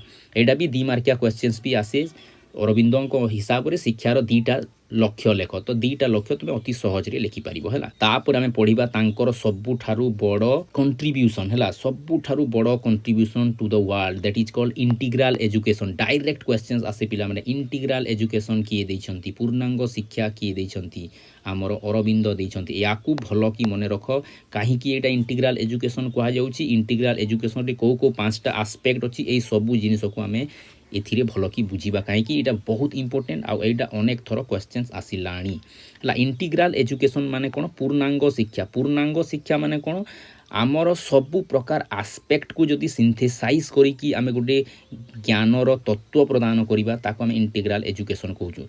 सबु एस्पेक्ट रो अर्थ कोन सबु प्रकार एस्पेक्ट, अर्थात देखो इंटीग्रल शब्द को से 2 प्रकार डिफाइन करूछंती। इंटीग्रल रो अर्थ हेउची सिंथेसिस ऑफ नॉलेज। सिंथेसिस माने कोन आमे प्रथम रु देखुतिला जे वेस्टर्न वर्ल्ड आउ ता सहित इंडियन हैला, वेस्टर्न बा ईस्टर्न जाको आमे कहूछु हैला, ईस्टर्न प्राच्य आउ पाश्चात्य यही 2 वर्ल्ड रो टोटल ज्ञान को सिंथेसिस करिकी संश्लेषण करिकी गोटे नुआ रूपर ज्ञान प्रदान करिबा हेउची इंटीग्रल एजुकेशन रो मूल लक्ष्य हैला। तापर एटा होची इंटीग्रल अप्रोच, एटा 5टा तत्व उपरे आधारित 5टा दिग को ए समन्वित करूची। 5टा दिग माने कोन शारीरिक दिग गुडे अछि जहा को हमें शारीरिक शिक्षा बोली कहूछु, फिजिकल एजुकेशन। आ गोटे हमें देखिबा वाइटल एजुकेशन बा प्राणिक शिक्षा, आ गोटे देखिबा मेंटल एजुकेशन बा मानसिक शिक्षा, आ गोटे देखिबा चैत्य शिक्षा बा साइकिक एजुकेशन, आ लास्ट हेउची आध्यात्मिक शिक्षा बा स्पिरिचुअल एजुकेशन। एई 5 प्रकार रो दिग को से समन्वित करिकी कोन करिसंती तांकर इंटीग्रल एजुकेशन को से देइसंती। किंतु ए 5टा दिग आसिला केउटु पिला माने जति आउटी हमें भलो की बुझिबा एटा बही मानन करे पाइबाडा मुश्किल, जदि हायर लेवल रो बही माने पढिबो सेथिरे ही तुमे पाइ परिबो पिला माने। हमें देखि देबा 5टा दिग कोउठी आसीची। एइटा आसुची हमर वेद रु आसुची पिला माने। वेद उपनिषद जो अछि, उपनिषद रे गोटे उपनिषद अछि तैत्तिरीय उपनिषद हैला, तैत्तिरीय उपनिषद हैला। तैत्तिरीय उपनिषद रे हमर 5टा कोष विषय रे वर्णन करा जायछि। आम टोटल शरीर बा आमे टोटल 5टा कोष रे निर्मित हेउछु। एटा देखो प्रथम कोष जो आउटर लेयर टा अछि, सबुठारु बाह्य लेयर टा अछि ताकू कहा जाउछि अन्नमय कोष। तो एटा हैला पिला माने तो आउटर लेयर, आउटर कोष हैला। बाह्य कोष सबुठारु जहा कि हमकु खाली आखि रे देखा जाय सेटा होउछि अन्नमय कोष, जहा को हमें कहूछु फिजिकल बॉडी बा फिजिकल सेल्फ, याकू कहा जाउछि फिजिकल सेल्फ हैला। फिजिकल सेल्फ जहा को आमे बाहरु देखुछि। एटा कोउथि रे तयारी होउछि, फूड रे तयारी हेछि आ वाटर रे तयारी हेछि, खाद्य और पानी रे एटा तयारी हेछि। याकू मेनली 3टा जिनिस दरकार होय पिला माने। एटा को भी भलो की बुझि दाओ। एटा फूड दरकार याकू हैला, फूड दरकार, खाद्य दरकार याकू। तापर याकू स्लीप दरकार, निद्रा दरकार, रेस्ट दरकार हैला बा शेल्टर दरकार। एटा भी तुमे कहि पारो हैला। तो एई जिनिसटा फिजिकल सेल्फ जहा को हमें देखि पारू। तेणु कर प्रथम लेवल जदि हम देखिबा, प्रथम लेवल होउची अन्न, प्रथम लेवल होउची खाद्य, प्रथम लेवल होउची बॉडी। तेणु करी प्रथम जो एजुकेशन आसीबो पिला माने एटा देखो बॉडी रो एजुकेशन आसीबो, फिजिकल एजुकेशन आसीबो। काहे कि ना जेउ पर्यंत हमें शारीर को आमे जो पर्यंत आमे टोटल बॉडी को शरीर को डिसिप्लिन न करिबा शरीर उपरे आमर कंट्रोल न आसीबो सेही पर्यंत आमे आत्मा पर्यंत सेही पर्यंत आमे से चैत्य सत्ता पर्यंत आमे जाई परिबा नाही।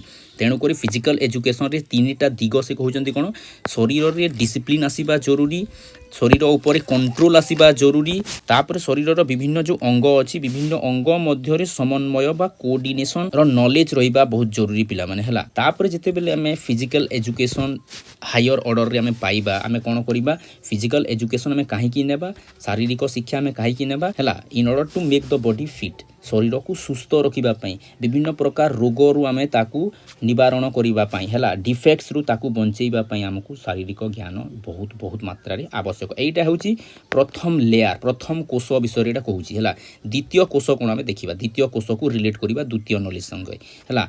तापर द्वितीय कोष होची प्राणमय कोष प्राणा प्राणा शब्द को तुमे भलो की बुझिबा को पड़िबो पिला माने प्राणा शब्द रो अर्थ होची एनर्जी एनर्जी बॉडी याकू कहै होची एनर्जी बॉडी एनर्जी बॉडी हला एनर्जी बॉडी बा याकू कहा जाए भाइटाल बॉडी कौ जगार तुम भाइटाल शुणव है भाइटाल बॉडी कौन पिला माने एटा देखो एटा फिजिकल बॉडी थिला जहाँ को आम देखी पारुथिले किंतु भाइटाल बॉडी एटा होची शक्ति शरीर बा याकू आम कहबा भाइटाल बॉडी रो अर्थ होची पिला माने आमर भाइटालिटी उपरे भी कौन होची गोटे कोषर निर्माण होती भाइटालिटी इन द सेंस जदि आम इन टर्म्स ऑफ भाइटाल आकार रे संसार को देखिबा प्रथमे तो आम देखिले संसार रे फिजिकल बॉडी आकार रे आम देखिले अर्थात विभिन्न वस्तु आकार रे आकार आयतन ओजन यही भित्ति आम फिजिकल बॉडी को देखिले है किंतु फिजिकल बॉडी सहित आहरी गोटे बॉडी अच्छी जहाँ को आम एनर्जी बॉडी कहूँ संसार रे समस्त बॉडी समस्त व्यक्ति समस्त जीव समस्त निर्जीव समस्त मध्य किसी ना किसी शक्ति निहित अच्छी ताकू आम कहूँ एनर्जी है से एनर्जी रूप से आम जदि देखा प्रत्येक एनर्जी को आम जापर है प्रत्येक जिनिस एनर्जी अच्छी तेणुक पिला माने जदि तुम्हें विभिन्न गाँ गहली मानक देखिबो कौन हुए ना विभिन्न प्रकार जो छोट छुआ मैंने कांदती भोक लगे ना विभिन्न प्रकार जो हुए कौन करती ना तांकर नजर लगी जाइए कहती नजर उतारती ये नजर लगी जाबार अर्थ कौन होउची आमर जो एनर्जी बॉडी अच्छी से आउ गोटे बैड एनर्जी बॉडी रो संस्पर्श रे आसीची आउ तार इन्फ्लुएंस रे आमर जो टोटल मेकानिजम ता थिला ताहा डिस्टर्ब हो जाए तेणु करी सेही जो एनर्जी मध्य किसी बैड एनर्जी इन्फ्लुएंस कर देछि से इन्फ्लुएंस को अलगाइबा पई हटेइबा पई आमर विभिन्न रिचुअल्स माने करा जाए सेटा एनर्जी बॉडी को रिलेट करूछि एनर्जी बॉडी समस्तक मध्य गोटे एनर्जी बॉडी अच्छी पिला माने आउ जदि तुमे आहुरी अधिक जानिबा पई चेष्टा करूछ पिला माने तुमे गोटे व्यक्ति अछंती तांकर फोटोग्राफी उपरे तुमे पढ़िबो देखिबो से होचंती क्रिलन रूस रो जने व्यक्ति अछंती क्रिलियन आउ तांकर गोटे फोटोग्राफी अच्छी क्रिलियन फोटोग्राफी से किपरि ता अर्थ जदि आम जस्ट बुझीबा गोटे टमाटर अच्छी कंचा टमाटर ताकू पोड़ी देइछंती ताकू भाजी देइछंती ताकू रांधी देइछंती आ विभिन्न टमाटर को संग्रह करिछंती तांकर एनर्जी रे कोन चेंजेस आसीची से चेंजेस को से देखिबा पई चेष्टा करिछंती जे कंचा थिला बेले तारो एनर्जी लेवल कोन पाची गला परे कोन बा रांधिला परे कोन पोड़ी गला परे कोन यही सबू जिनिस को से तन्न तन्न कर स्टडी कर से एनर्जी आकार रे संसार को एक्सप्रेस करने चेष्टा कर क्रिलन जदि तुम्हें आग को जानवर अच्छी तुम्हें देखिपार किंतु एतिकी सफिसीयंट तुम हिसाब रे तो एनर्जी बॉडी अच्छी है तो अर्थ प्राणिक कोष गोटे अच्छी या रिलेट करिकी आमर द्वितीय एजुकेशन से दौरान कौन भाइटाल एजुकेशन बा प्राणिक शिक्षा है अर्थात आम जो प्राणा अच्छी प्राणा को अनुभव करिवार क्षमता आम मध्य डेभलप करवा उचित प्राणा को डेभलप करने बा प्राणा को अनुभव करने आमर इंद्रिय सबुठारु बेसी काम है इंद्रिय तेणुक इंद्रियर डेभलपमेंट उपर से फोकस करुले भाइटाल एजुकेशन रे इंद्रिय द्वारा आम कौन कर इंद्रिय द्वारा आमर जो चतुर्पार्श्वर से प्राणाटा अच्छी से औराटा अच्छी से ऊर्जाटा अच्छी बा से शक्तिटा अच्छी से शक्ति को आम अनुभव कर प्राणा कौन ता विषय संपूर्ण ज्ञान आहरण करवा आम वातावरण में थी आम चतुष्पार्श्वर थी प्राणा को बा प्राणिक शक्ति को आम एब्जर्व कर अवधारण कर तुम्हें अनुमान करुच पिला माने जिते बेले तुम्हें घर भितर थी तुमर मानसिक लेवल तुम देख आउ तुम छत ऊपर को चली आस जो मृदुमंद मलय पवन बोहुची पवन देउची तुम देख there is a very big difference बहुत बड़ लेवल रो डिफरेन्स थाए कहीं आम जिते बेले बाहर को आसूचे जिते बेले प्रकृतिर संस्पर्श में आसूची से प्रकृति रे जो प्राण अच्छी से प्रकृति रे जो प्राणिक शक्ति अच्छी से शक्ति आम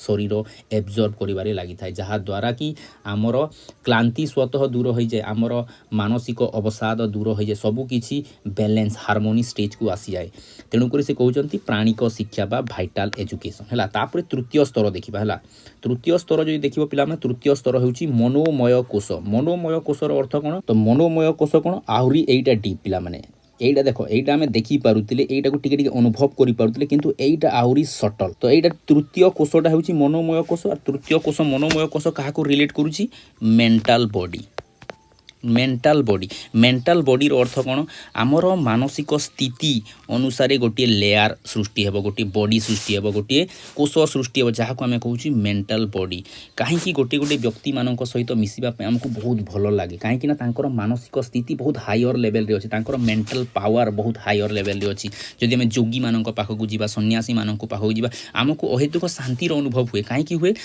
मेंटाल एनर्जी बहुत हाई लेवल रे अच्छी तेणुक मेंटाल एनर्जी आम आड़ को फ्लो हुए तांकर हायर एनर्जी अच्छी आमर लोअर एनर्जी अच्छी हायर रु लोअर आड़ को प्रभावित हेले आमको कौन लगे से पीसटा अनुभव हुए तेणुक मेंटल बॉडी रोचे पिला माने हला तुमर जदि मेंटल माइंड बा मेंटल भावना बा माइंड रो भावना मनर भावना जहाँ होइतिबो सेई आधार रे तुमर आउ गोटे शरीर निर्माण होउची मानसिक शरीर तुम जदि मनकर उदाहरण हिसाब से तुम्हें विभिन्न प्रकार समस्या रे अच्छो और विभिन्न प्रकार डिस्टर्ब माइंड रे अच्छो से डिस्टर्ब माइंड रे जदि थिबो तुमर से डिस्टर्ब माइंड रो बॉडीटा निर्माण होइतिबो आ तुम पाखकू जी भी आसीबो से डिस्टर्ब माइंड रो इंपैक्ट ता ऊपर पड़िबार संभावना अछि मेनली तुम जदि हॉस्पिटल को जीवो पिला माने देखिबो हॉस्पिटल रे विभिन्न प्रकार रोगी माने थांती आ रोगी मानकर इंपैक्ट कहा ऊपर पड़ुछि तांकर जो संपर्क माने अछंती सेई माने जो सेवा शुश्रूषा करूछन तांको माइंड ऊपर पड़ुछि अर्थात समस्तंको माइंड गोटे डिस्टर्ब माइंड रो स्थिति रे अछि आ तुमे भी फ्रेश माइंड है कि तुम्हें भी हॉस्पिटल को जन को देखा जाओ देख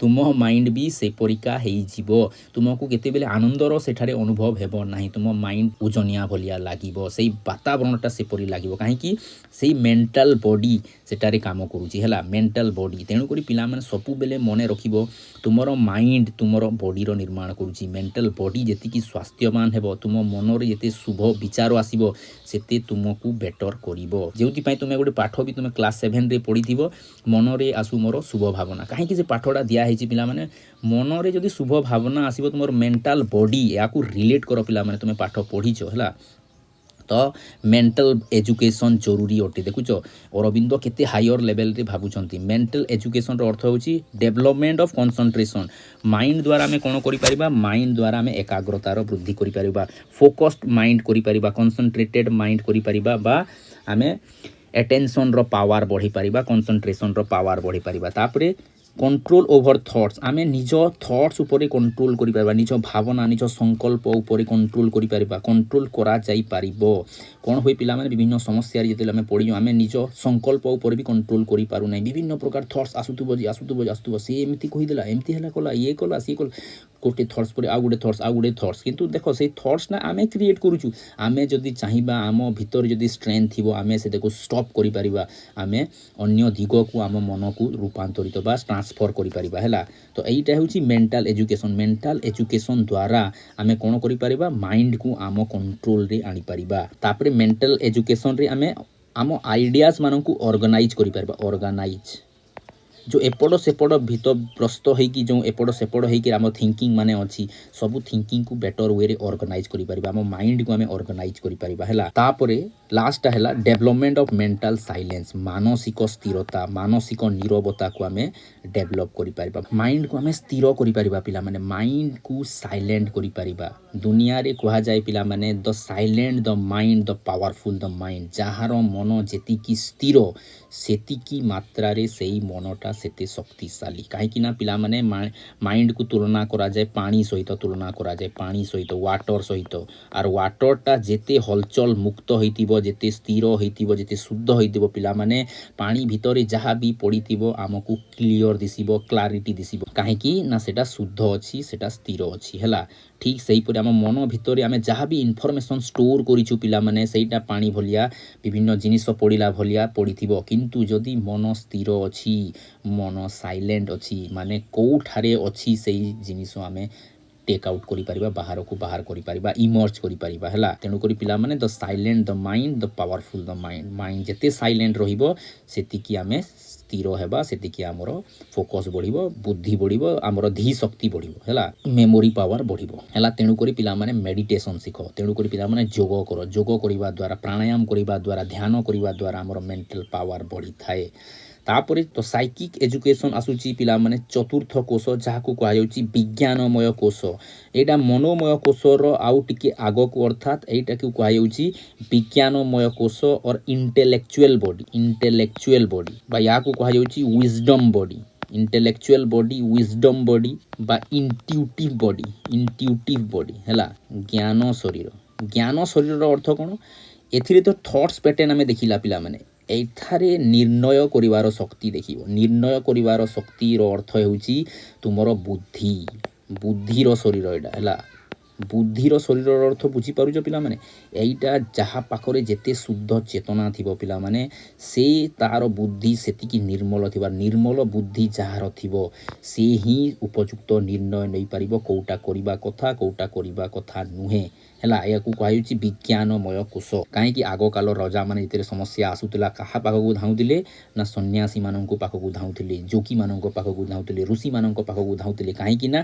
तांकर एई कोशटा सबुठारु हाई लेवल रे थिबो तांकर बुद्धिटा स्वच्छ थिबो से माने समस्या को अति सहज रे देखि पारिबे जे समस्या कोन आ समस्यार समाधान कोन होई पारे एइटा होजी विज्ञान कोश द्वारा जड़ित आ याकू रिलेट करके हमर चतुर्थ एजुकेशन जो अछि पिला माने सेटा होची psychic education is relate to हमर साइकिक बीइंग हमर बुद्धि सहित जड़ित शुद्ध चेतना सहित जड़ित तो प्रथमे कोन करिबा साइकिक एजुकेशन रे सेई चैत्य सत्ता को सेई साइकिक बीइंग को हमें जानिबा हैला तापरे साइकिक एजुकेशन द्वारा बुद्धि द्वारा हमें कौन करि परिबा what is the meaning of life रो वास्तविक अर्थ कोन जीवन रो वास्तविक मूल्य कोन ताकू हमें बुझिबा डिस्कवरी द लाइफ जीवन रो रहस्य को उन्मोचन करिबा what is the meaning of life what is the essence of life what is the role behind life ए सबु जिनिसर प्रश्न ए सबु जिनिसर तत्व को हमें खोजी बाहर करि परिबा काहा द्वारा साइकिक एजुकेशन द्वारा आ लास्ट हेउची पिला माने स्पिरिचुअल एजुकेशन एइटा भी आसीबो हमर लास्ट सील्ड बा लास्ट लेयर बा लास्ट कोश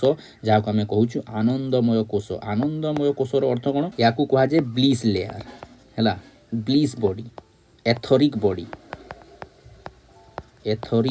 हैला ब्लिस बॉडी आनंदमय कोश अर्थात से परम चेतना को तुमे एबे टच कल बा से परम चेतना को तुम अनुभव कल से परम चेतना को अनुभव करिबा हेउची आनंदमय कोश जहार परम चेतना जेते शुद्ध आमे साधारण भाषा रे कहूँ एंजेल्स कहूँ देवदूत कहूँ हैला मसीहा कहूँ भगवान कहूँ विभिन्न जो नाम माने दौचु पिला माने सही शुद्ध चेतना रे से माने पूरित अटंती सही शुद्ध चेतना जेते बेले आमको टिके मात्रा भी अनुभव हुए बा कहा पाखकू जाई कि शुद्ध चेतनार अनुभूति हुए बा एक्सपीरियंस हुए सेते बेले आमे कहू आमको साक्षात्कार हैला परम आनंदर अनुभव हैला एटा अनुभव हैला सेटा अनुभव हैला दैट इज रिलेट टू आनंदमय कोश बा ब्लिसफुल बॉडी बा एथेरिक बॉडी रो सेटा आमे अनुभव कले हैला तो याकू रिलेट करके हमरो लास्ट एजुकेशन जो से देउचंती सेटा हेउची स्पिरिचुअल एजुकेशन रे हम से हायर डायमेंशन को जानिबा से उच्च सत्ता को सर्वोच्च आयाम को जानिबा सुप्रीम रियलिटी को जानिबा सर्वोच्च सत्ता से परम सत्ता को हमें अनुभव करिबा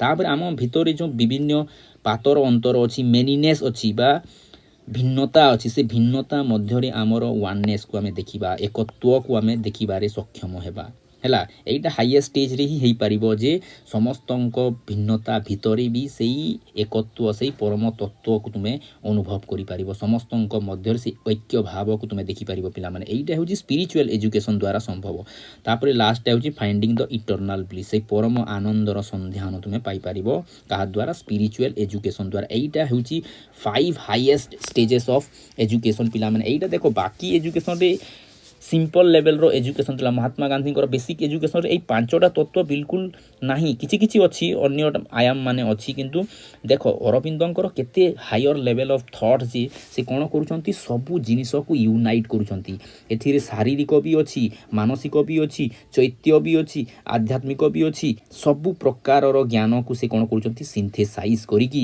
ଗୋଟେ ଇଣ୍ଟିଗ୍ରାଲ ବା ଗୋଟେ ସମନ୍ୱିତ ଗୋଟେ ପୂର୍ଣ୍ଣାଙ୍ଗ ଶିକ୍ଷା ସେ ପ୍ରଦାନ କରୁଛନ୍ତି ତେଣୁକରି ଏହାକୁ ଦେଖ ଏହାର ନାଁ ବି ଦିଆଯାଇଛି ପୂର୍ଣ୍ଣାଙ୍ଗ ଶିକ୍ଷା କାହିଁକି ଏଇ 5 ପ୍ରକାରର ଶିକ୍ଷା ଜଣେ ଯଦି ଗ୍ରହଣ କରୁଛି ନିଶ୍ଚିତ ରୂପେ ସେ ପୂର୍ଣ୍ଣତ୍ୱକୁ ସେ ପ୍ରାପ୍ତ କରିବ ତେଣୁକରି ଏହି ଶିକ୍ଷାକୁ କୁହାଯାଉଛି ପୂର୍ଣ୍ଣାଙ୍ଗ ଶିକ୍ଷା ପିଲାମାନେ ୟାକୁ ବି ତୁମେ ଭଲ କି ପଢ଼ିବ 2 ଥର 3 ଥର ଦେଖିଲେ ଯାଇ ଏହାକୁ ବୁଝିପାରିବ କାହିଁକି ଏଇଟା ଟିକେ ହାୟର ଲେଭେଲର ନଲେଜ ପିଲାମାନେ ୟାକୁ ମୁଁ ସରଳୀକୃତ କରିକି ତୁମକୁ ବୁଝେଇବା ପାଇଁ ଚେଷ୍ଟା କରିଛି ତେଣୁକରି ୟାକୁ ଥରେ ନୁହେଁ ଥରେ 2 ଥର ଦେଖିକି ତୁମେ ଯଦି ହଜମ କରିବା ପାଇଁ ଚେଷ୍ଟା କରିବ ତାହେଲେ ଯାଇ ୟାକୁ ବୁଝିପାରିବ ହେଲା ୟାକୁ ଯଦି ଆହୁରି ଟିକେ ଭଲ କି ଆଉ ଟିକେ ଜଷ୍ଟ ନଲେଜ ମୁଁ ଦେଇଦେଉଛି ପିଲାମାନେ ଏଇଟା ଆଗକୁ କାମ ଆସିପାରେ ତୁମର ପଢ଼ାରେ ଆସେ ନ ଆସେ କିନ୍ତୁ ଦେଖ ଆମର ଯେଉଁ ଫିଜିକାଲ ବଡ଼ିଟା ଅଛି ନା ପିଲାମାନେ ଫିଜିକାଲ ବଡ଼ି ଯାହାକୁ ଆମେ କୋଷ ସହିତ ରିଲେଟ୍ କରୁଛୁ ଏଇଟା ଆଉଟର ବଡ଼ି କୁହାଯାଏ ଆଉଟର ବଡ଼ିକୁ ଆମେ ଦେଖିପାରୁ ଛୁଇଁପାରୁ ସବୁକିଛି କରିପାରୁ କିନ୍ତୁ ଆଉ ଯେଉଁ ବଡ଼ି ମାନେ ଅଛି ତାହାକୁ ଆମେ ସଟଲ ବଡ଼ି କହୁଛୁ ସୂକ୍ଷ୍ମ ଶରୀର କହୁଛୁ ତାକୁ ଆମେ ଦେଖିପାରୁନାହୁଁ ସେଇଟା ମୁଖ୍ୟତଃ 3 ପ୍ରକାରର ବଡ଼ି ଅଛି ଯାହାକୁ ପ୍ରାଣମୟ କୋଷ ମନୋମୟ କୋଷ ବିଜ୍ଞାନମୟ କୋଷ କହୁଛୁ ପ୍ରାଣିକ ଶରୀର ମାନସିକ ଶରୀର ଆଉ ବୁଦ୍ଧି ଶରୀର ବା ଜ୍ଞାନ ଶରୀର ବୋଲି ଆମେ କହୁଛୁ ଆଉ ଗୋଟିଏ ବି ଶରୀର ଅଛି ଯାହାକୁ କୁହାଯାଏ କାରଣ ଶରୀର ବା କଜୁଆଲ ବଡ଼ି ଯେଉଁଟା ହେଉଛି ସବୁଠାରୁ ହାଇଏଷ୍ଟ ଲେଭେଲ୍ ଅଫ୍ ବଡ଼ି ଯାହାକୁ ଆମେ କହୁଛୁ ଆନନ୍ଦମୟ କୋଷ ସହିତ ରିଲେଟ୍ ବା ଅନ୍ତର ଆତ୍ମା ସହିତ ଜଡ଼ିତ ବା ଆମର ଆନନ୍ଦ ସହିତ ଜଡ଼ିତ ହେଲା ତ ଏଇଟା ହେଉଛି ଆମର କୋଷମାନଙ୍କ ବିଷୟରେ ଶରୀର ବିଷୟରେ ବା ଆମର ଇଣ୍ଟିଗ୍ରାଲ ଏଜୁକେସନ୍ ବିଷୟରେ ତାପରେ ଆମେ ଦେଖିବା କରିକୁଲମ୍ରେ କ'ଣ କ'ଣ ରହିଛି ହେଲା କରିକୁଲମ୍ରେ ସେ କହୁଛନ୍ତି ଚାଇଲ୍ଡ ସେଣ୍ଟର ଏଜୁକେସନ୍ ହେବା ଜରୁରୀ ଅର୍ଥାତ୍ ଶିଶୁ କେନ୍ଦ୍ରିକ ଶିକ୍ଷା ହେବା ଜରୁରୀ ଶିଶୁକୁ ଫୋକସ୍ରେ ରଖିବା ଜରୁରୀ ତାପରେ ଶିଶୁର ଇଣ୍ଟରେଷ୍ଟ ବେସ୍ଡ ଏଜୁକେସନ୍ ହେବା ଜରୁରୀ ଶିଶୁକୁ ଯାହା ଉପରେ ଆଗ୍ରହ ଲାଗୁଛି ତାର ଆଗ୍ରହ ଭିତ୍ତିରେ କରିକୁଲମ୍ ହେବା ଉଚିତ ପାଠ୍ୟକ୍ରମ ହେବା ଉଚିତ ତାପରେ କରିକୁଲମ୍ଟା ଫ୍ଲେକ୍ସିବୁଲ୍ ହେବା ଜରୁରୀ ରିଜିଡ଼ିଟି ନଥିବା ଜରୁରୀ ଏଇଟା ହିଁ ପଢ଼ିବ ଏଇଟା ଛଡ଼ା ଆଉ ଅନ୍ୟଟା ପଢ଼ିବ ନାହିଁ ଏଇଟା ହେଉଛି ରିଜିଡ଼ିଟି କିନ୍ତୁ ଫ୍ଲେକ୍ସିବିଲିଟି ହେଉଛି ଶିଶୁର ଇଚ୍ଛା ହେଉଛି ଆଜି ଖେଳିବା ପାଇଁ ତୁମେ ଏବେ ଖେଳ ମାଧ୍ୟମରେ ଶିକ୍ଷା ଦେବ ଶିଶୁର ଇଚ୍ଛା ହେଉଛି ଆଜି କାହାଣୀ ଶୁଣିବା ପାଇଁ ତୁମେ କାହାଣୀ ମାଧ୍ୟମରେ ପଢ଼ିବ ଅର୍ଥାତ୍ ଫ୍ଲେକ୍ସିବିଲିଟି ରହିବା ଜରୁରୀ ଆମର ପାଠ୍ୟକ୍ରମରେ ହେଲା ଯେତେ ଫ୍ଲେକ୍ସିବିଲିଟି ରହିବ ଆମେ ସେତେ ମାତ୍ରାରେ ଆମେ ନିଜକୁ ଆଡାପ୍ଟ କରିପାରିବା ଛୁଆମାନଙ୍କୁ ସେଇ ଦୃଷ୍ଟିକୋଣରେ ଆଗକୁ ନେଇପାରିବା ହେଲା ତାପରେ ଏନଭାରମେଣ୍ଟ ଫ୍ରେଣ୍ଡଲି ହେବା ଜରୁରୀ ଅର୍ଥାତ୍ ପରିବେଶ ଅନୁକୂଳ ଆମ ସଂସାରର ବା ଆମ ଦେଶର ବା ଆମ ଅଞ୍ଚଳର ପରିବେଶ ଭିତ୍ତିରେ ପିଲାମାନଙ୍କୁ ପାଠ୍ୟକ୍ରମ ଦିଆଯିବା ଉଚିତ କାରଣ ସେଇ ବାତାବରଣରେ ହିଁ ପିଲାମାନେ ରହିବେ ସେଇ ବାତାବରଣରେ ହିଁ ପିଲାମାନେ ଜ୍ଞାନ ଆହରଣ କରିବେ ତେଣୁକରି ବାତାବରଣ ଅନୁକୂଳିତ ହେବା ଉଚିତ ତାପରେ ଯେଉଁ ଆମର 5ଟା ଏଜୁକେସନ୍ ଅଛି ତାକୁ ନେଇକି କ'ଣ କ'ଣ ସିଲାବସ୍ ହେବା ଉଚିତ ବା କ'ଣ କ'ଣ କରିକୁଲମ୍ ହେବା ଉଚିତ ତାକୁ ବି ଆମେ ଟିକେ ଦେଖିଦେବା ଫିଜିକାଲ ଏଜୁକେସନ୍ ପାଇଁ ନିଶ୍ଚିତ ରୂପେ ଆମକୁ ଯୋଗା ଆବଶ୍ୟକ ଏକ୍ସରସାଇଜ୍ ଆବଶ୍ୟକ ପ୍ରାଣାୟାମ ଆବଶ୍ୟକ ହେଲା ମେନଲି ଯୋଗା ଆଉ ଏକ୍ସରସାଇଜ୍ ତାପରେ ହେଲ୍ଥ ଏଜୁକେସନ୍ ସ୍ୱାସ୍ଥ୍ୟ ସମ୍ବନ୍ଧିତ ଶିକ୍ଷା ବି ଜରୁରୀ କାହିଁକି ଯଦି ଆମେ ସ୍ୱାସ୍ଥ୍ୟ ସମ୍ବନ୍ଧିତ ଜ୍ଞାନ ନ ରଖିଥିବା ଆମେ ଶରୀରକୁ ସୁସ୍ଥ ରଖିପାରିବା ନାହିଁ ବିଭିନ୍ନ ପ୍ରକାର ରୋଗର ଆମକୁ ଜ୍ଞାନ ହେବା ଜରୁରୀ ବିଭିନ୍ନ ପ୍ରକାର ପ୍ରିଭେଣ୍ଟେସନ୍ର ଜ୍ଞାନ ହେବା ଆବଶ୍ୟକ ହେଲା ତାପରେ ଗେମ୍ସ ଆଉ ସ୍ପୋର୍ଟସ ବିଭିନ୍ନ ଖେଳର ଆମକୁ ନଲେଜ ହେବା ଜରୁରୀ ଖେଳ ବି ଆମର କରିକୁଲମ୍ରେ ଇନକ୍ଲୁଡ୍ କରିବା ଜରୁରୀ ତେଣୁକରି ହାଇସ୍କୁଲରେ ତୁମେ କଲେଜରେ ବି ଦେଖିଥିବ ବିଭିନ୍ନ ପ୍ରକାର ଖେଳର ପ୍ରୋଭିଜନ୍ ବି ରହିଛି ହେଲା ଭାଇଟାଲ ଏଜୁକେସନ୍ ତାପରେ ପ୍ରାଣିକ ଶିକ୍ଷା ପାଇଁ ସେ କହୁଛନ୍ତି କ'ଣ ବିଭିନ୍ନ ପ୍ରକାର ପ୍ରାଣିକ ଶିକ୍ଷା ମେନଲି ଆମର ସେନ୍ସେସ୍ର ଡେଭଲପମେଣ୍ଟ ପାଇଁ ରହୁଛି ମାନେ ସେନ୍ସେସ୍କୁ ଡେଭଲପ୍ କରିବା ପାଇଁ ମ୍ୟୁଜିକ୍ ଶିକ୍ଷା ହେଇଗଲା ଫାଇନ୍ ଆର୍ଟ ଅର୍ଥାତ୍ ସୌନ୍ଦର୍ଯ୍ୟ କଳା ହେଇଗଲା ଡ୍ୟାନ୍ସ ଏଜୁକେସନ୍ ହେଇଗଲା ଏଇସବୁ ଏଜୁକେସନ୍ କୋ କରିକୁଲାର ଆକ୍ଟିଭିଟି ଯେଉଁ ରହୁଛି କୋ କରିକୁଲାର ଆକ୍ଟିଭିଟି ଏସବୁ ଇନକ୍ଲୁଡ୍ କରିବା ଜରୁରୀ ଅଟେ ହେଲା ତାପରେ ତୃତୀୟଟା ହେଉଛି ମେଣ୍ଟାଲ ଏଜୁକେସନ୍ ମାନସିକ ଶିକ୍ଷା ପାଇଁ ଆମେ କ'ଣ କରିବା ଉଚିତ ବିଭିନ୍ନ ପ୍ରକାର ଭାଷା ଶିକ୍ଷଣ ଦେବା ଉଚିତ ମ୍ୟାଥମେଟିକ୍ସ ଶିକ୍ଷା ସୋସିଆଲ ସାଇନ୍ସ ଶିକ୍ଷା ବିଜ୍ଞାନ ଶିକ୍ଷା ଏହିସବୁ ଶିକ୍ଷା ଦେବା ଦ୍ୱାରା କ'ଣ ହେବ ମାନସିକ ସ୍ତର ଡେଭଲପ୍ ହେବ ହେଲା ଗଣିତ ଦ୍ୱାରା ଆମର ତର୍କଶୀଳ ଭାବନା ଡେଭଲପ୍ ହେବ ଭାଷା ଦ୍ୱାରା ଆମେ ଭାବନାକୁ ବୁଝିପାରିବା ଭାବନାକୁ ରେକଗ୍ନାଇଜ୍ କରିପାରିବା ହେଲା ତାପରେ ସାଇକିକ୍ ଏଜୁକେସନ୍ ଚୈତ୍ୟ ଶିକ୍ଷା ବା ଆମର ଜ୍ଞାନ ବୋଧକୁ ବୃଦ୍ଧି କରିବା ପାଇଁ କ'ଣ କରିବା ଭ୍ୟାଲ୍ୟୁ ଏଜୁକେସନ୍ ଦେବା ଜରୁରୀ ମୂଲ୍ୟ ଶିକ୍ଷା ଦ୍ୱାରା ଆମର ଚୈତ୍ୟ ଶିକ୍ଷା ଡେଭଲପ୍ ହେବ ହେଲା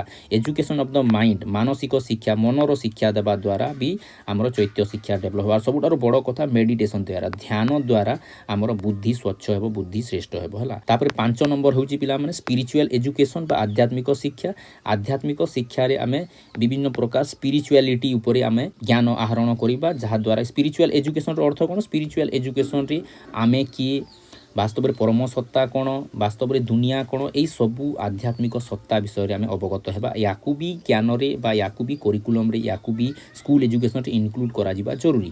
ତାପରେ 6 ନମ୍ବର ହେଲା ମୋରାଲ ଏଜୁକେସନ୍। ପିଲାମାନେ ମୋରାଲ ଏଜୁକେସନର ଅର୍ଥ ହେଉଛି ନୈତିକ ଶିକ୍ଷା। ନୈତିକ ଶିକ୍ଷା ତ ସବୁଥିର ଆଧାର ଅଟେ। ବିନା ନୈତିକତାରେ ଆମେ କେତେବେଳେ ବି ଡେଭଲପ୍ କରିପାରିବା ନାହିଁ। ତେଣୁକରି ନୈତିକ ଶିକ୍ଷା ବି ଆମ ସ୍କୁଲ କରିକୁଲମରେ ରହିବା ଜରୁରୀ। ଏଇଟା ହେଉଛି ଅରବିନ୍ଦଙ୍କର ପାଠ୍ୟକ୍ରମର ଆଧାର ହେଲା। ତାପରେ ଦେଖିବା ମେଥଡ଼ ଅଫ୍ ଟିଚିଂ, କେଉଁ ମେଥଡ଼ରେ ଶିକ୍ଷାଦାନ ଦେବା ପାଇଁ ସେ କହୁଛନ୍ତି। ମେଥଡ଼ ଅଫ୍ ଟିଚିଂରେ ସେ କହୁଛନ୍ତି ଫ୍ରିଡ଼ମ୍ ଟୁ ଚାଇଲ୍ଡ ହେଲା। ଶିଶୁକୁ ସମ୍ପୂର୍ଣ୍ଣ ସ୍ୱାଧୀନତା ଦିଅ, ସମ୍ପୂର୍ଣ୍ଣ ସ୍ୱାଧୀନତା, ଏଥିରେ ରେଷ୍ଟ୍ରିକ୍ସନ୍ କୌଣସି ପ୍ରକାର ନଥାଉ। ତେଣୁକରି ଦଣ୍ଡକୁ ବି ସେ କ'ଣ କରନ୍ତି, ଦଣ୍ଡକୁ ବି ସେ ମାନନ୍ତି ନାହିଁ, ପୁରା ସମ୍ପୂର୍ଣ୍ଣ ସ୍ୱାଧୀନତା ଦେବା ପାଇଁ ସେ କହୁଛନ୍ତି। ତାପରେ ଶିଶୁକୁ ପ୍ରେମ ଆଉ ସହାନୁଭୂତି ଦ୍ୱାରା ଶିକ୍ଷା, ସିମ୍ପ୍ୟାଥି ରହିବା ଜରୁରୀ। ଶିଶୁକୁ ବୁଝିବା ବହୁତ ଜରୁରୀ ଅଟେ। ଯେଉଁ ପର୍ଯ୍ୟନ୍ତ ଶିଶୁ ସହିତ ଆମେ ଫ୍ରେଣ୍ଡଲି ହୋଇନାହୁଁ ବା ତା ସହିତ ସିମ୍ପ୍ୟାଥିରେ କଥାବାର୍ତ୍ତା କରୁନାହୁଁ, ତାହେଲେ ଆମେ ଚାଇଲ୍ଡ ଭିତରକୁ ପ୍ରବେଶ କରିପାରିବା ନାହିଁ। ଆଉ ଭିତରକୁ ପ୍ରବେଶ ନ କରିପାରିଲେ ଚାଇଲ୍ଡକୁ ଆମେ ସମ୍ପୂର୍ଣ୍ଣ ରୂପେ ପରିବର୍ତ୍ତନ କରିପାରିବା ନାହିଁ। ତେଣୁକରି ଲଭ୍ ବହୁତ ଆବଶ୍ୟକ ଆଉ ସିମ୍ପ୍ୟାଥି ବି ବହୁତ ଆବଶ୍ୟକ ହେଲା। ଟିଚିଂ ଥ୍ରୁ ମଦର ଟଙ୍ଗ, ମାତୃଭାଷା ଦ୍ୱାରା ଶିକ୍ଷା। ଏଇଟା ତ ଯେଉଁମାନେ ବି ଦେଖ, ତୁମେ ଏବେ ମହାତ୍ମା ଗାନ୍ଧୀର ବି ପଢ଼ିଲ, ମଦର ଟଙ୍ଗ ଉପରେ ସବୁଠାରୁ ବେଶୀ ଫୋକସ୍ ମହାତ୍ମା ଗାନ୍ଧୀ କରିଛନ୍ତି। କିନ୍ତୁ ତା ସହିତ ଆମେ ଗୋପବନ୍ଧୁ ଦାସଙ୍କ ବି ତୁମେ ଦେଖିଲ, ଆଉ ଆମର ଅରବିନ୍ଦଙ୍କ ବି ଦେଖିଲ ହେଲା। ଚାଇଲ୍ଡ ସେଣ୍ଟର ଏଜୁକେସନ୍, ଶିଶୁ କେନ୍ଦ୍ରିକ ଶିକ୍ଷା। ସେଣ୍ଟରରେ କିଏ ରହିବା ଉଚିତ, ଚାଇଲ୍ଡ ରହିବା ଉଚିତ। ଚାଇଲ୍ଡକୁ ଆମେ ଫୋକସ୍ କରିକି ଶିକ୍ଷା ଦେବା ଉଚିତ ହେଲା। ତାପରେ ସେଲ୍ଫ ଏକ୍ସପିରିଏନ୍ସ ବେସ୍ଡ ଏଜୁକେସନ୍, ପିଲାମାନେ ନିଜେ ଏକ୍ସପିରିଏନ୍ସ କରନ୍ତୁ। ତୁମେ ପରିସ୍ଥିତି ସୃଷ୍ଟି କର, ପରିସ୍ଥିତି ମାଧ୍ୟମରେ ଛୁଆମାନେ ନିଜେ ଅନୁଭୂତି ଦ୍ୱାରା ଶିକ୍ଷଣ କରିବେ ହେଲା। Learning Bai doing, learning Bai doing ଅର୍ଥାତ୍ ତାଙ୍କୁ କିଛି କାର୍ଯ୍ୟ ଦିଆଯାଉ, କାର୍ଯ୍ୟ କରିକି ପିଲାମାନେ ଶିଖିବେ। ଯେତେବେଳେ ସେମାନେ କରିବେ ଆଉ ଶିଖିବେ, ସେଥିରେ ତାଙ୍କର ବୁଦ୍ଧିର ବେଶୀ ବିକାଶ ହେବ ହେଲା। ତାପରେ କୋଅପରେଟିଭ୍ ଲର୍ଣ୍ଣିଂ, ସହଯୋଗ ମାଧ୍ୟମରେ ଶିକ୍ଷା। ସହଯୋଗ ମାଧ୍ୟମରେ ଶିକ୍ଷା ମାନେ ଗ୍ରୁପ୍ ଆକ୍ଟିଭିଟି ଦିଆଯାଉ। ଗ୍ରୁପ୍ ଆକ୍ଟିଭିଟିର ଅର୍ଥ ହେଉଛି ଯେତେବେଳେ ପିଲାମାନେ ସମସ୍ତେ ମିଶିକି କାର୍ଯ୍ୟ କରିବେ, ବିଭିନ୍ନ ପ୍ରକାର ସହଯୋଗର ତାଙ୍କ ଭିତରେ କ୍ଷମତା ଡେଭଲପ୍ ହେବ ବା ମିଶିକି କାର୍ଯ୍ୟ କରିବାର କ୍ଷମତା ଡେଭଲପ୍ ହେବ ହେଲା। Cooperative learning. ତାପରେ 3A ବେସ୍ଡ ଲର୍ଣ୍ଣିଂ। ତ 3Aର ଅର୍ଥ କ'ଣ ପିଲାମାନେ, 3A ମାନେ 3ଟା ଏ ହେଲା। 3ଟା ଏ କ'ଣ, 3ଟା ଏ ହେଉଛି ଏଜ୍, ପ୍ରଥମଟା ହେଲା ଏଜ୍, ଦ୍ୱିତୀୟଟା ହେଲା ଏବିଲିଟି ହେଲା, ଆଉ ଲାଷ୍ଟଟା ହେଲା ଏପ୍ଟିଟ୍ୟୁଡ୍। एप्टिट्यूड पिलांकर एज अनुसार शिक्षा दिज्वा जरूरी कौ बयस कौ शिक्षा दिज्वार आइडिया रहा जरूरी कहीं छोट छुआ मान जो लेवल रे शिक्षा दिज्व बड़ छुआ मान से लेवल रे शिक्षा दि जाई पारिबो नाही कहीं समस्त थॉट पैटर्न शिखिबार प्रणाली अलग अलग थाए तापर एबिलिटी पिला मानकर एबिलिटी कौन पिला मानकर दक्षता भित्तिर भी आमको चयन करने को पड़ो है तापर है एप्टिट्यूड पिला मानकु कौन आसुची कौन न आसुची ताकू देखिकी तांकर ता अर्थ तांकर क्षमता को देखिकी तांकर भविष्यत दिग को देखिकी भी आमको शिक्षा दिज्वा जरूरी बा शिक्षा को एडप्ट करवा जरूरी है तापर 9th नंबर हूँ leading the child from near to far है ज्ञातरु अज्ञात आड़ को जीवा बा समीपरु दूरत्व आड़ को जीवा यहाँ हूँ आमर अरविंदर शिक्षा पद्धति तापर मीडियम ऑफ इंस्ट्रक्शन है कौ माध्यम आम शिक्षा देवा उचित से कहते मदर टंग द्वारा तापर मल्टीपल लैंग्वेज द्वारा शिक्षा दिज्वा जरूरी बोली से कहते हैं प्लेस ऑफ टीचर को से कौ दृष्टि रे देखुं यहाँ बहुत इंपोर्टेंट पिला माने याकू भी भल कि मन रख a teacher is not an instructor of task master he is A helper and guide से कहते टीचर जन हेल्पर हेबा जरूरी आउ गाइड हेबा जरूरी हेल्पर इन द सेंस से पिला मानकु हेल्प करिवो तांको मध्यरे थिबा से इनफानाइट पॉसिबिलिटी को बाहर करिबारे तांको से हेल्प करिवो तांको से गाइड करिवो किपरि सेही ऊर्ध्वमुखी सत्वा को से माने टच करि परिबे बा ऊर्ध्वमुखी सत्वा को से माने जानि परिबे ताकू से गाइड करिवे हला तापरे से गुटे सेंट हेबा एटा क्वेश्चंस आसी सारी पिला माने 2 नंबर रेड जो अछि एडा को भलो कि मन रखि देबो सेंट बा हीरो होइतिबा जरूरी से निजे जोगी थिले तेणु कर से कहउजंती कोन शिक्षक जने जोगी भलिया हेबा उचित जने हीरो भलिया हेबा उचित जने आइडियल हेबा उचित जहा द्वारा कि पिला तांको मनरे रहिबा उचित जे मते यांको भलिया हेबार अछि हैला सेंट भलिया हैला तापरे एईटा तो सबुटारु बड़ कोड हैला 3 नंबरटा एटा कहउजंती से कोन तो एईटा कोन कहउछि he is a light which can kindle other lights हैला से प्रज्वलित दीप परी अन्य दीप मानकु भी कोन करि परिबे जळैबे हैला एंड एवेकेन सोल से होचंती एवेकेन सोल अर्थात से होचंती गोटे जाग्रत चेतना जे कि अन्य सुप्त चेतना मानकु जाग्रत करिबे एईटा होछि शिक्षकर स्थान बा शिक्षकर कर्तव्य है। तो तुम्हें जदि परीक्षा पढ़ो 3टा जिनिस भल कि मन रख से हेल्पर होते बा गाइड होते से जड़े सेंड भलिया होते आउ से जड़े एवेकेंट सोल होते है। तो प्लेस ऑफ स्टूडेंट शिष्यों स्थान है। शिष्यों को से कौन कहते से कहते शिशु मैंने होती गोटे शुद्ध चेतना तांको मध्य जो आंतरिक शक्ति अच्छी से शक्ति को उन्मोचन करने को साहाय्य करिवार कार्य होची शिक्षकों किंतु शिष्य मानकर भी कार्य होची सेही तांको गाइडेंस दिया जाउची से जो दिग तांको देखा जाउची सेही दिगरे से माने अग्रसर हेबे आउ height of emotional intellectual and spiritual being को से माने टच करि परिबे सेहीटा होची तांकर कार्य हैला। तापरे डिसिप्लिन एटा भी टिके भलो कि मन रख पिला माने सेल्फ डिसिप्लिन विषय रे कहै छी। डिसिप्लिन रो अर्थ होची कोनोसी प्रकार बाध्य बाधकता नै कोनोसी प्रकार पनिशमेंट नै एठारे फुल फ्रीडम छुआ मान को दिया जाऊ बोली कहउदिले किए अरबिंदो हैला। तापरे आमे देखिबा केते गुडे गुरुत्वपूर्ण स्थान पिला माने हैला पंडिचेरी हेउची हमर अरबिंद शिक्षा निकेतन रो हेडक्वार्टर जोटा कि 1943 मसिया स्थापन होइतिला। केतेटा चिल्ड्रेन रे 20टा चिल्ड्रेन रे पिला माने आमे पढ़ीचे कोन गोपबंधु दास कर भी पढ़ीतिला। बहुत कम पिला माननकु नेई कि से तांकर मनीष तयारी कारखाना रो निर्माण करथिले। जो माननकर मने अछि पिला माने से माने कमेंट करंतु देखिबा केते तुमरो मेमोरी शार्प अछि हैला। तो इनागुरेटेड बाय श्रीमा एटा इनागुरेट हेतिला 1952 मसिया रे आउ तार नाटा परिवर्तन हो जाइतिला Shri Aurobindo international centre of education 1959 रे। किंतु एही आश्रमटा जेते बेले निर्माण हेछि 1943 मसिया क्वेश्चन पढिले 1943 लिखिबो पिला माने हैला। एइडा से आश्रम एइडा श्रीमांको चिन्ह देखो एइडा चिन्ह एइडा तांकर डिवाइन सिंबल हैला। तो एइडा से आश्रम पिला माने एइडा तुमे देखि पारुथबो आश्रम पंडिचेरी रे अछि। मो हिसाब रे जीवन रे निश्चय थरे तुमे एही स्थान को विजिट करिवो हैला। तापरे पिला माने आउ गोटे इंपोर्टेंट प्लेस अछि जोटा क्वेश्चंस आसे जहा को कहा जे ओरोविला हैला। ओरोविला उषा नगरी हैला याकू कहा जे सिटी ऑफ डॉन बा उषा नगरी एटा को भी भलो करी मने रखो उषा नगरी हैला। उषा नगरी पिला माने एटा 1968 रे निर्माण करा जायछि। आ यार मुख्य भावना कौन थिला ना एथिरे 121टा देश मिलित भावरे तांको देशर माटी आनिकी पिला माने तांको देशर सोयल आनिकी कोन करिसंती से माने गोटे लोटस तयारी करिसंती। एटा से लोटस तयारी हिची देखो आ कोन काहे कि से लोटस तयारी करा जायछि ना सेटा हमर मानवीय सभ्यतार एकत्व को सिंबलाइज करूची यूनिटी ऑफ ह्यूमन रेस को सेटा सिंबलाइज करूची आम मनुष्य मानक मध्य रे थिबा एकत्व भाव को प्रदर्शित करूची जे आमे वी आर ऑल यूनाइटेड जेते बेले कोनोसी प्रकार सामूहिक समस्या आसीबो आमे समस्ते स्टैंड करिबो आमे समस्ते छिड़ा हेबो केही भी एका नहंती समस्ते आमे एक सूत्र रे बंधा एई भावना को प्रदर्शित करिबा पई एटा निर्माण कराई जे देखो केते सुंदर देखा जाउची पिला माने हैला। एइटा हेउची ओरोविलो जदि तुमे पंडिचेरी आश्रम जीवो एई स्थान को निश्चय विजिट करिवो one of the greatest one of the paradise of this world हैला। एइटा हेउची उषा नगरी को हेउची सिटी ऑफ डॉन बा ओरोविला। तापरे एइटा हेउचंती श्रीमा जहाँ दी मदर कह जाए पिला माने यांकु भी टिके भलो कि जानिबा काहेकि ना जदि आमे श्री अरविंदंकर पूर्णांग शिक्षा को तर्जमा करिबा स्टडी करिबा आउ मीरांक कथा न आसीबो दी मदरक कथा न आसीबो बा श्रीमांक कथा न आसीबो एइटा कदापि हेई पारिबो नाही। तो एइटा हेउचंती श्रीमा जहाँ को डिवाइन मदर कह जाए दी मदर कह जाए बा मीरा कह जाए हैला। एइटा हेउची तांकर यौवन अवस्थार फोटो जो समय रे से प्रथम करी आम अरबिंद आश्रमटा आसती है। यांक पूरा नाटा होची मीरा अल्फाजा है आम श्रीमा कहूँ बा दी मदर कहूँ बा डिवाइन मदर हिसाब से कहूँ है। ये जन्म होते पेरिस रे फ्रांस रो पेरिस रे 1879 मसीहा है। 1872 मसीह किए जन्म होती अरबिंद जन्म होती आर जन्मर ठीक 7 वर्ष पर मीरांक जन्म हो श्रीमांकर जन्म होती। से पंडिचेरी केबे आइछंती 1914 मसीह पंडिचेरी आइछंती है।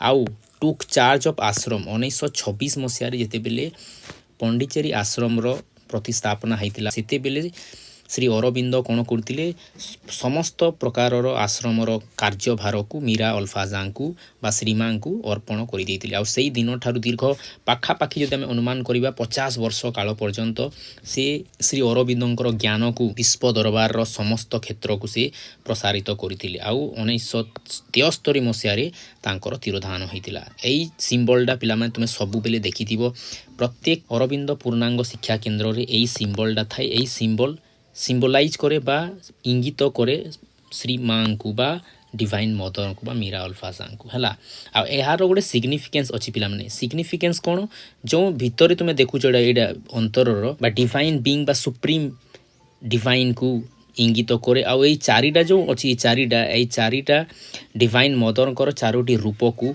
वर्णन करे आउ यहीटा जो देखुच पिला माने यहीटा आमर डिवाइन भर्च्यूज मानक दिव्य गुण मानक इंगित करे यहीटा हूँ मदर सिंबलटा है आईटा जो अच्छी यहाँ हूँ अरविंद सिंबलटा यही सिंबलटा सबु बेले तुम्हें देखिद आमर जो अरविंद आश्रम थी आश्रम सामना यही सिंबलटा लगी है तो यहीटा थिला श्रीमां विषय रे तो इंपोर्टेंट एमसीक्यू कौन हो पारे ता ऊपर भी टिके नजर पकईदेवा तो प्रथम प्रश्न हूँ which of the following is not a part of Shri Aurobindo integral education अरविंदर इंटीग्राल एजुकेशन बा पूर्णांग शिक्षार कौटा अंग नुहे आम जानी 5टा दिग थिला कौन कौन थिला फिजिकल थिला है भाइटाल थिला तापरे मेंटल थिला तापरे साइकिक थिला आउ तापरे स्पिरिचुअल थिला हैला फिजिकल थिला मेंटल थिला हैला टेक्निकल न थिला ओके स्पिरिचुअल थिला तो टेक्निकल हो जिवो यार उत्तर कहीं नॉट कही हैला कोटा नुहे कही माने टेक्निकल हो जिवो यार उत्तर फिजिकल थिला भाइटाल थिला मेंटल थिला हैला साइकिक थिला आउ लास्ट होउची कोन स्पिरिचुअल है तो यहीटा हूँ 5टा आमर मेन आयाम है तापर इंटीग्राल एजुकेशन बा पूर्णांग शिक्षा किए देछन्ती एटा अनेक थर क्वेश्चन आसिलानी पिला माने एटा अरविंद देछन्ती गांधी कोन देछन्ती बेसिक एजुकेशन देछन्ती टेगोर कोन देछन्ती टेगोर कर तुमर कोर्स रे नाही बिल्कुल किंतु टेगोर कर जो देखिबो टेगोर कर कांसेप्ट कोन अछि टेगोर कर यूनिवर्सल ब्रदरहुड कांसेप्ट रो एजुकेशन अछि हला बा विश्व भारती यूनिवर्सल एजुकेशन ऊपर तांकर कांसेप्ट अछि बा यांकर अछि विश्व भारती यूनिवर्सिटी बा शांति निकेतन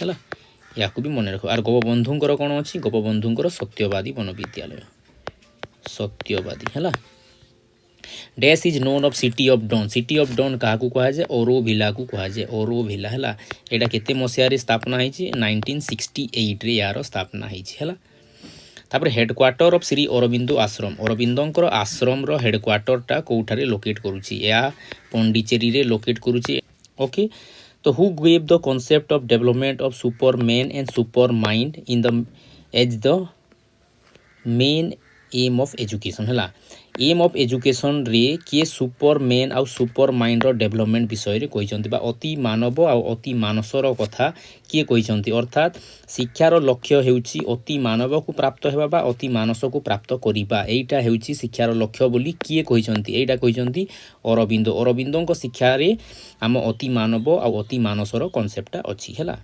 एटा थिला केते गुडे इंपोर्टेंट क्वेश्चंस आहुरी भी जहाँ जहाँ क्वेश्चंस 2015 रु ए जाए पड़ी छी एग्जाम पॉइंट ऑफ व्यू रु आसी छी बा एग्जाम पॉइंट ऑफ व्यू रु इंपोर्टेंट अटे सेही सब क्वेश्चन को नहीं कि मु गुडे एमसीक्यू बेस्ड वीडियो भी तैयारी करी से वीडियो को भी मिस करिवो नाही पिला माने काहे कि कांसेप्ट बुझी सारिबा पर आमे कांसेप्टटा केते बुझिला केते बुझी पाइला नाही ताकू नै कि भी आमे विभिन्न प्रकार एमसीक्यू अटेंड करिबा बहुत जरूरी तेनु करी stay tuned to our channel we will shortly release that video so that your understanding will enriched. Thank you for watching. Have a nice day.